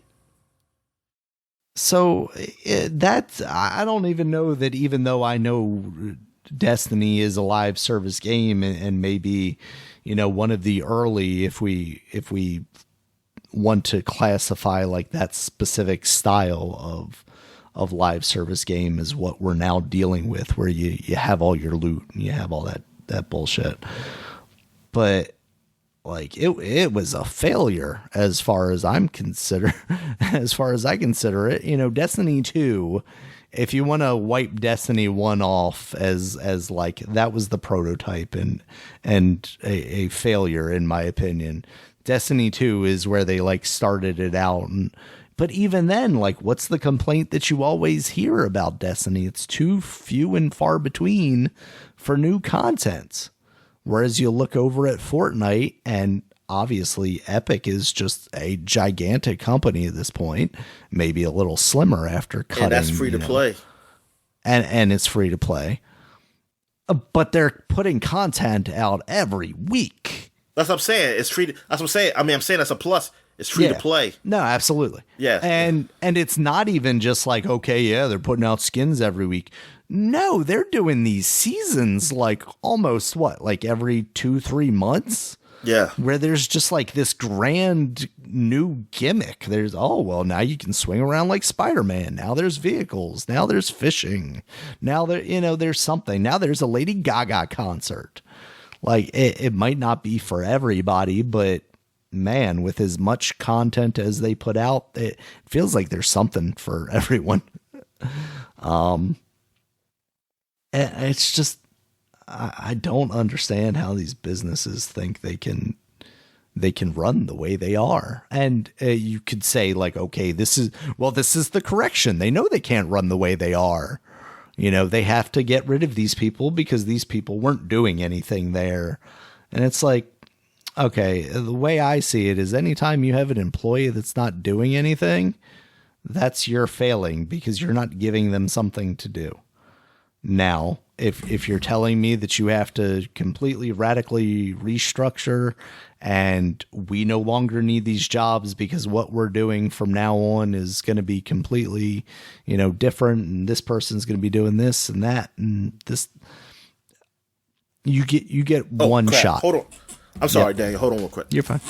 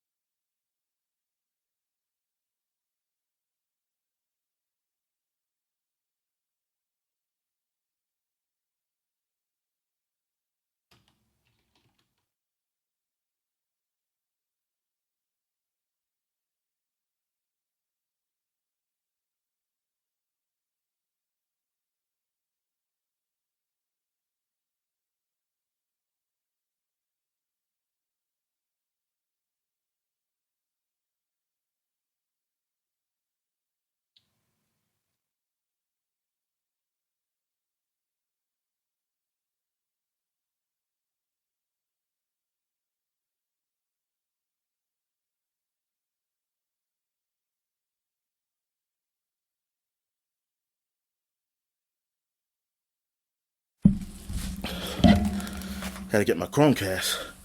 All right. Oh, nice. All right, go ahead. Yeah, so you get one shot at this. You know, if I ever hear about you cutting people again, like, they can fuck right off, because you're a failure at business at that point. You built yourself up too big. You realized you had to slim back down, and then what? You built yourself back up too big again, or did you just have to get even smaller? Because if that's the case, then yeah, you were never a company that big to begin with. It was just all a facade. Yeah. I mean, yeah, I agree. Yeah, maybe, yeah, this company shouldn't have been that big. I just remember, darn, I remember the days hearing about when a company had like 50 people was a lot. Yeah. I remember 50 people being a lot, man, at these game studios, man. I mean, we're talking about hundreds now. And, yeah. Hundreds, in some case thousands, yeah. Yeah, yeah. So, I mean, darn, this change. Like I was talking to my mother, and because she saw me, I was watching something on TV, and like how she said, like, how many people work on video games or something like that. I said, man, it'd be like hundreds of people who work on a game. You say it takes that many people to do a game? I said, nowadays, I said, yeah, this ain't the day of just like 2D Mario on Nintendo. Yeah, you talking about? Yeah, I said, yeah, and back even in the day, 2D yeah, Mario on Nintendo now probably is like hundreds of people. Yeah, I said, yeah. That's what I'm saying. Yeah, but it's a different type of 2D. Yeah, I'm saying like you might have like 20 people, man, in those credits, and less or something. Because you might see, and maybe less, because I see the same name sometimes, or maybe exactly. I can't tell if they're the same person or they just happen to have the same name. But but yeah, yo, I was like, dude, man, you be seeing, man, the credits be just as long as movies, man. Mm-hmm. Like how movies have got so many people working on stuff and all these freaking studios, and just like these big games be just like that. Like this studio, like what was it in the freaking Skull and Bones? It was like Ubisoft around the fucking world, basically. Exactly. They had the beginning. I first, when I was reading it, when I was playing that demo, I thought they were saying, that's the islands you're going to, but it kept saying Ubisoft this. Ubisoft Shanghai. Yeah. Ubisoft Hawaii. I was like, wait a minute, this is keep saying Ubisoft. I was saying, what the hell is Ubisoft going on? Caribbean. Yeah. I'm like, all these damn studios that make this damn game. I said, God darn. I was like, man, I mean, we see that a lot, and yeah. There definitely needs a change to be a change in these studios. It definitely needs to be a change, something better. I mean, this is going to be an awful year for video games. We're 2 months in, and there's thousands of people that have already lost their jobs, and I don't see it getting any better. I mean, the only hope is that, a lot of these larger companies have already announced their hits. So maybe we see, smaller companies here and there. So they have to drop a couple of employees. Like I said, like, hey, instead of like, I mean, I wish that it had, I mean, I'm just speaking, wishful thinking. Yeah. Like they could, hold on real quick. Something to do. All right. Like I was saying, I wish they could split up into like making smaller games or something. Like they say, hey, you work on like a smaller project or something of that nature. And like, or like there's some type of rotation where people work on a bigger project and something. I wish there was some type of structure that can do that without having to do like massive layoffs. But look, I know layoffs are part of is a business thing. I mean, we know that it happens, but massive layoffs shouldn't be happening like that. I mean, that's what definitely shouldn't happen. It's one thing to have a layoff where you have to get rid of a couple people, and which is unfortunate. But it's a whole lot easier for a couple people to probably find a job than we have a big layoffs and everybody's competing in that type of same space, trying to get a job, in the gaming world. I mean, god darn, I don't know. I don't even know how that looks like right now. Are you still there? Oh damn! Dan's probably gone. All right, you there? Yeah. Okay, because yeah, you weren't there when I came back. I started talking. Yeah, sorry. I was just saying that I wish the structure was a way where they can split some of these bigger studios up to do either work with small projects or do like a rotation or something where you work on something, even like it's a bigger game. You're both working on a bigger game, but you're working on something else at the same time, like Yeah. and rotate. It was something where they can have a structure where they don't have to do these layoffs. Like layoffs, they're part of business. I mean, business, it happens. Layoffs happen, but it shouldn't be massive layoffs like this. No, on and this grand scale, it seems and like incompetence from the and at the leadership. same time that they're happening with all these companies, to a point where I mean, what I said before when you were gone is that like a couple layoffs that happen, there is a bad chance for them to find the job than people having a whole lot of people getting laid off at the same time in the same space looking for a job.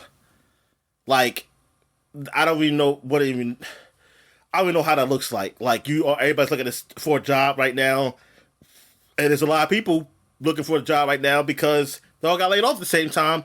Plus the people who are just trying to get a career. We're already looking for a job. Yeah, coming out of college. And yeah, exactly. Which you're already hearing stories about people struggling to do. So yeah, it's absolutely wild to have to think about these poor people who now are looking for a job in a space that has seemingly gotten even smaller and competing against thousands of other people that now obviously they're not all in the same sector like video games, but they're not all, they're not all programmers. They're not all audio designers, but still that the pool that they're trying to fit into is much smaller. That's why, I joked about the Toys for Bob thing. Like, yeah, there are things that I would have liked to see them work on, but honestly, I'm glad that they're able to find a space away from some of these bigger companies. I'm hopeful that, Gearbox does find a space away. I'm hopeful that Saber Interactive, I'm hopeful that, just like the Saints Row guys, they were let go by Embracer. That studio was shut down, but it was opened back up under a different name. I'm hoping that we can see these people that have lost their jobs find these spaces to fill that aren't necessarily AAA spaces. I would love to see on Steam this game from former, Call of Duty developer. I made this game by myself and, it releases as a big hit. That's the only hope that I can take away from this right now, because the reality is that the people that are making the decisions to make these cuts are also making the decisions that led to these cuts. And they are also rarely the people that are facing any sort of repercussions because of that. When I say that these companies should only get like one shot, I'm not saying the company necessarily. I'm not saying PlayStation needs to be put in the dirt if they find themselves in a bad position again. But you damn well sure better have the person at the top out of that company. Why are you still letting them make decisions if they let your company get into this point? A lot of these companies are publicly traded. Why are not shareholders not calling for their heads? And maybe Jim Ryan's lucky and he's like, yeah, I was already on my way out. So like, I saw the writing on the wall. The only thing I saw the writing on the wall about, because obviously running this company was not it. Because like even to the games thing, when you mentioned that, like Sony not having any games for this year and allegedly attempting to release a PlayStation Pro this holiday season, what the fuck is that? Like, you don't have a game to show me why I need to buy that thing? And then, like, I think somebody mentioned, some people were saying, like, yeah, because they were joking how they're going to have PlayStation Pro and, like, their PlayStation Pro, when the rumors about the Xbox games were coming on, all Xbox games were coming on PlayStation, and they said, yeah, the PlayStation Pro going to be running better than the Xbox. I mean, they're going to be running the games better. Yeah. And the thing is, I was just thinking that this is their excuse for not taking the full power of the console they already have, because I feel like they didn't. No, absolutely not. I feel like you didn't take the full power of the console you have, and the excuse for me to be able to play a game more powerful is to buy this new console when you didn't even take advantage of the one you have. I'm not saying that it could have been played as good, but I feel like these games could be better up here. But now they're not. They're just going to be, you're not going to optimize it to be, better. You're just going to say, buy this more powerful console. Mm-hmm. We've got an option over here for you if you would like to play it at a high frame rate and a high resolution.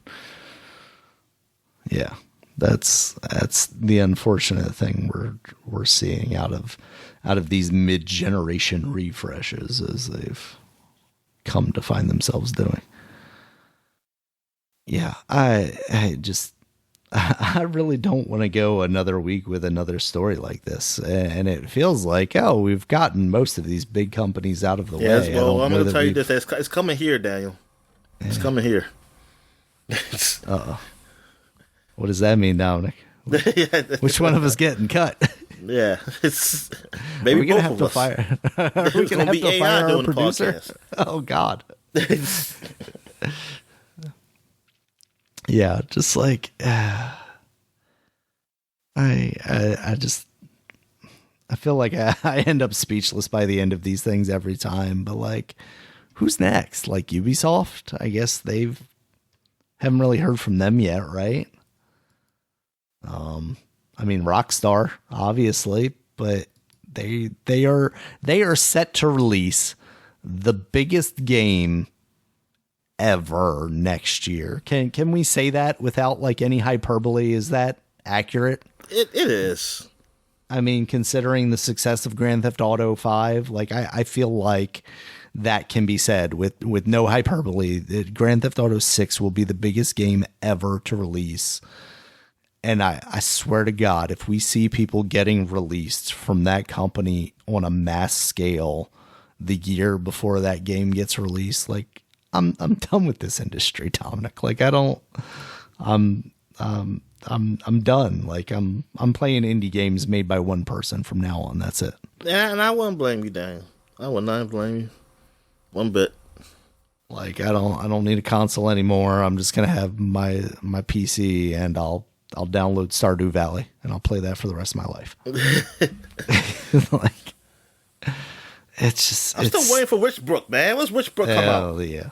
Well, it's one person. That's the problem, Dominic. Hey, wait a minute. Is Witchbrook one person too? That's not even this. I highly doubt it. I was about to say that's not even the same guy.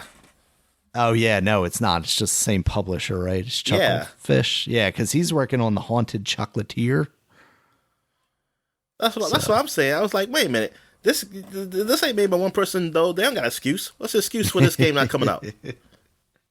No crunch, Dominic. That's their excuse. So, yeah, I almost was going to say, I guess that's the news this week, Dominic, but there's a little bit, I guess maybe this is it's a brighter spot than Layoffs.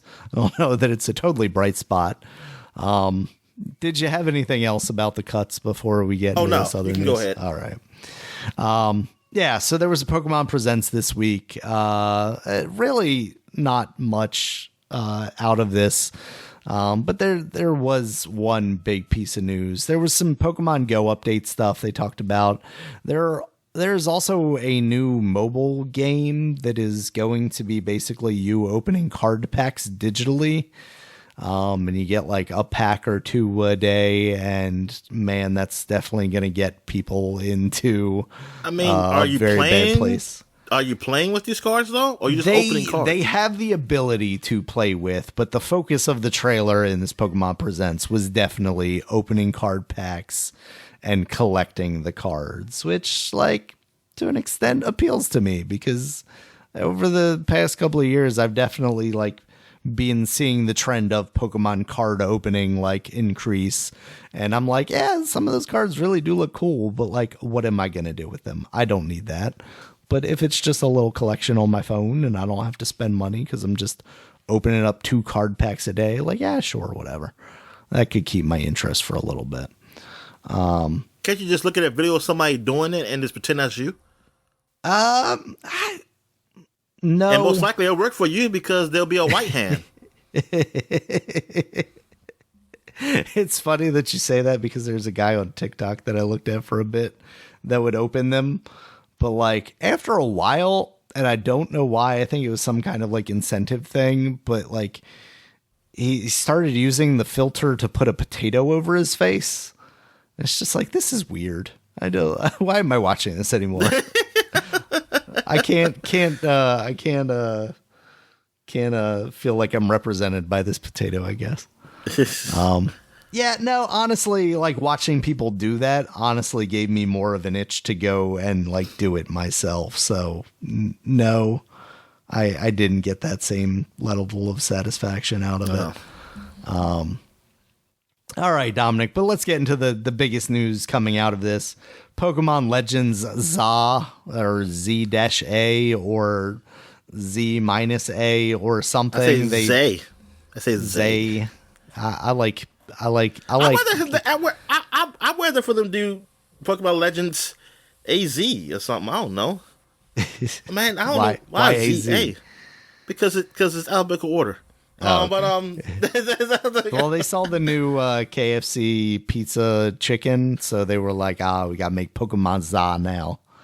They got chicken ZA, we got Pokemon ZA. Yeah, but this trailer didn't even really show anything off. Like, it's indicating... a long way to go, Daniel. It's 2025. It is a long way to go because it's coming out in 2025. Now, I guess the question is... I mean, based on what we've seen of these games, it don't take that long to make them. So, they ain't start yet. Touche. Is this a Switch game? Is this a Switch 2 game? Is this somewhere in between, or what do you think, Dominic? Because if we're talking about the Switch 2 now in early 2025, it's a game that runs slow on the Switch and it will run fast on the Switch 2. That's all I can say. There it is. Yep, that's speaking of being handicapped by the hardware. Pokemon Legends, I don't improvements. Whether it be improvements from Pokemon Legends, yes. I mean, I think some people, they still like Pokemon Legends the best, right? They got their fans out there. I don't know. I have to play it myself. I mean, I'm going to be honest with you. I mean, I haven't really compared Pokemon Legends to the other ones enough to really distinguish it if I will like it better. Yeah. I mean, I think maybe since people do like it better, then maybe I would, but I just want to know what else have they done. You said city building. That's the Yeah, that's what they indicate is happening. It sounds like from the little bit of information that we've got on this game, because again, the trailer was basically nothing. It doesn't really show anything at all. It just takes place in one city, and there's been obvious speculation because it's a big game, so people are wondering what this could be. Is that maybe you're going back in time pre the game that takes place in the city, and you'll have to forgive me, I don't remember if it is in fact X and Y or if it's one of the other generations. If it takes place pre that, so you're essentially building up the city that you see in the future in that game. I wonder, is this going to be Legends Arceus, whatever style game, or are they just using Legends as kind of an undername for a different style of Pokemon game? That doesn't mean it has to be exactly a Pokemon game. Yeah, in that way. So I do wonder, what this ends up being, and honestly, I wonder when we see the next bit of information on this. Is it going to be at the next Nintendo Direct? What is the next Nintendo Direct? I mean, we just had one. It was a partner showcase, and maybe that means we'll get a quote-unquote real one sooner rather than later, or do we not see one until what we would consider like E3 time, and not until like June do we hear anything further. And then maybe by then we start to hear more than whispers of the Switch 2 and what that ends up being. So I don't know, Dominic. It's interesting because a lot of people were expecting like I think a Diamond and Pearl remake, or no, they already did that one, right? Maybe they were thinking a Black and White remake. They were expecting something. Some kind of remake for this year. I was expecting something, Daniel. But that got there. They were expecting like a remake style game this year, or a Let's Go style game, because that's the other thing is like now if you're pushing out the Switch 2 into 2025, and we've seen what Nintendo has to offer early on this year, the Peach game, Luigi's Mansion. What do they have for later this year? If they don't have a Pokemon game, maybe, potentially. I think that only gets messier with the whole Switch 2 thing now. Cause is that another game that's going to run not so hot on a regular Switch and was maybe not designed with the intention of, but released with the intention of being able to run better on the higher end Switch 2? Or is it a game that was designed and had all intentions to be released on the Switch 1 and is actually being given now a little bit of breathing room by the Switch 2, honestly, and then only is maybe improved by the Switch 2, with the hopes, of course, that Switch 2 does, one, have backwards compatibility, and two, improves things like the latest Xboxes have.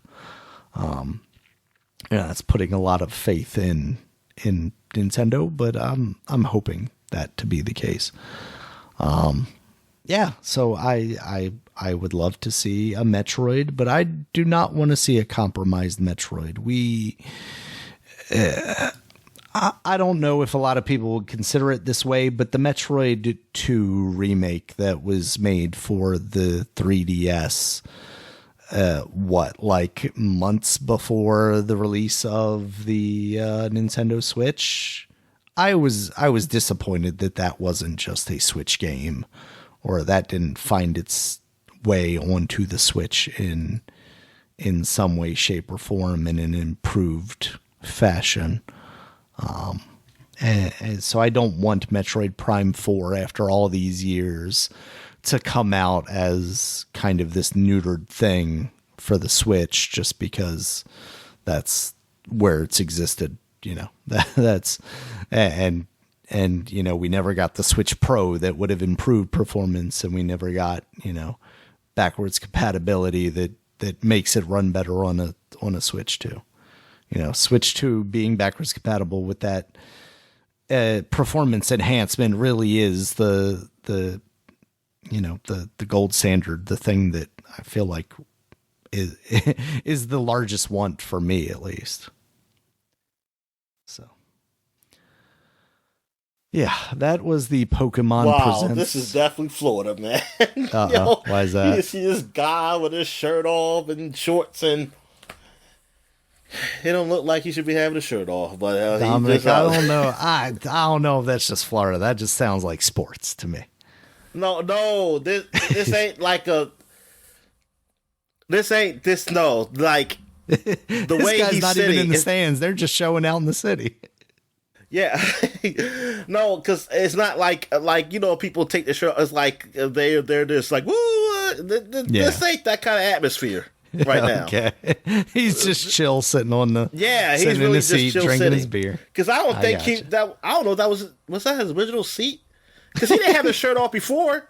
If that was the original seat, he didn't have his shirt off. I'm just noticing now It's the 8th inning. It's hot out there. And I think he's probably pissed off. I mean, he's probably just bored as hell and just getting drunk because the Yankees haven't done shit. I mean, the Orioles winning 7-zip type of the 8th. Oh wow, nice. Yeah. Yeah, I'm like, God. I said, come on, camera man. Is there any way you can put the camera a little down? Can you get a tighter shot of that, please? Yeah. Zoom in on that, man. Yeah, whatever. All right, Dominic. Yeah, that is the news for the week. Unless you saw something else, we'll move on to new releases here. All right, you can go on new releases, yeah. All right, we got first up, Brothers: The Tale of Two Sons, the remake that's now out on the PC, PS5, Xbox Series.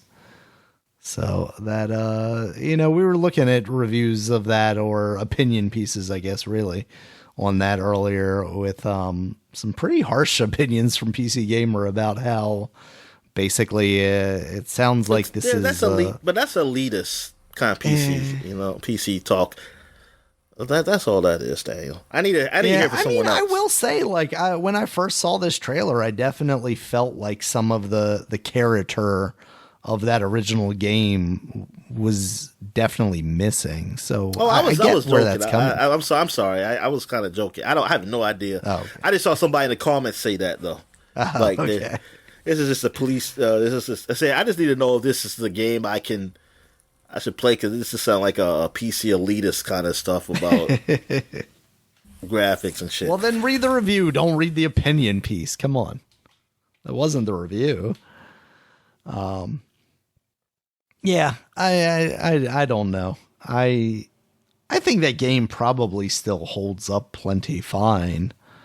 It had a visual style to it that I don't think ages as poorly as maybe something that's going for a more realistic look. Like almost like if this remaster, if this game was coming out later with the same look, then maybe it would suffer a little more. But yeah, I feel like if you're on the fence about it, maybe just stick with the old one, because you probably already own it because it's been free everywhere basically. Yeah.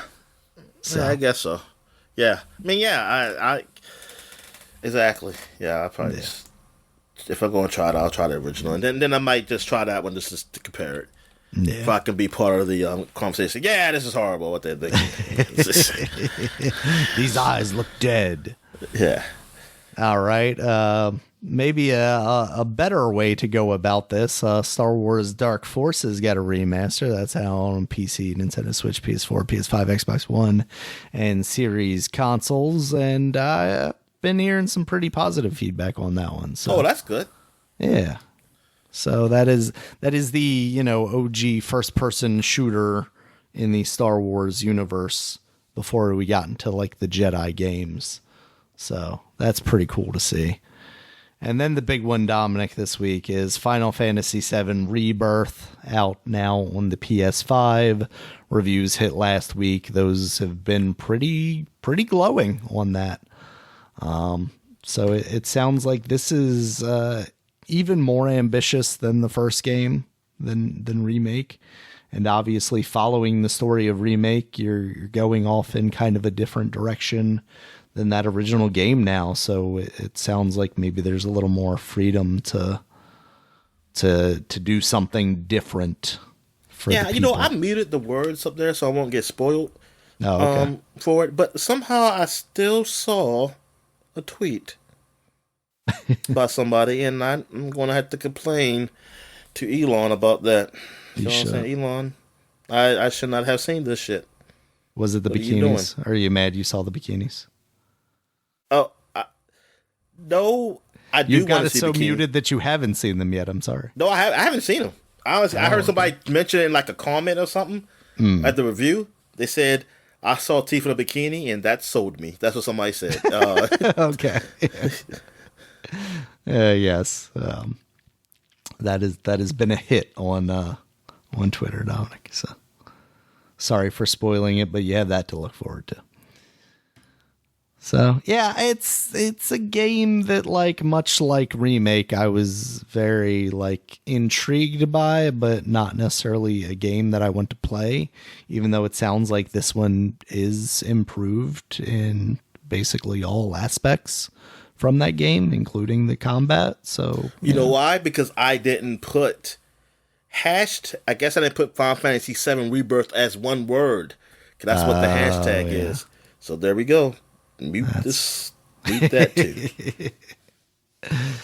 So yeah, hopefully you can keep away from that stuff. I wonder where that ends up going, because yeah, it definitely seems like they did a really good job with Remake of maybe circumventing expectations and doing kind of an interesting thing with what could have just been a very bland, straight remake of that game, especially since it was only part of the game. Yeah. Yeah. What about what people say about the 2-disc stuff? You know what? I haven't actually seen anybody say anything. You know why? Because nobody bought it. Because it's all digital, Dominic. Exactly.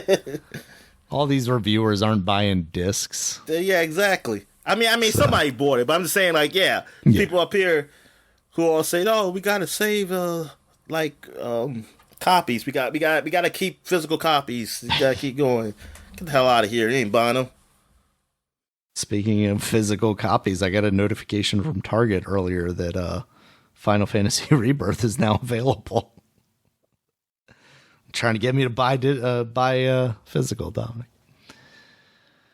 Yeah, so those are the games this week. Dominic, did you have anything else for the people? No. Oh, good. All right. Then we'll wrap this bad boy up. Thank you guys as always for listening. You can check us out on Twitter. Dominic's at DStallworth5.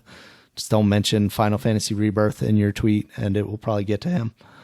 Do I have to put the hashtag? I don't think I should. You gotta lock it all down, Dominic. Oh, include the word Cloud, Tifa, Aerith, Sephiroth. Yeah. Podcast is at Supapod, SUPAPOD. Supapod.com is the website.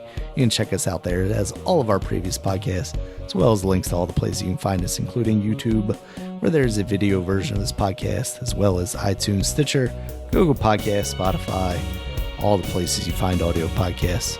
Until next time, guys, talk to you later. All right, see you.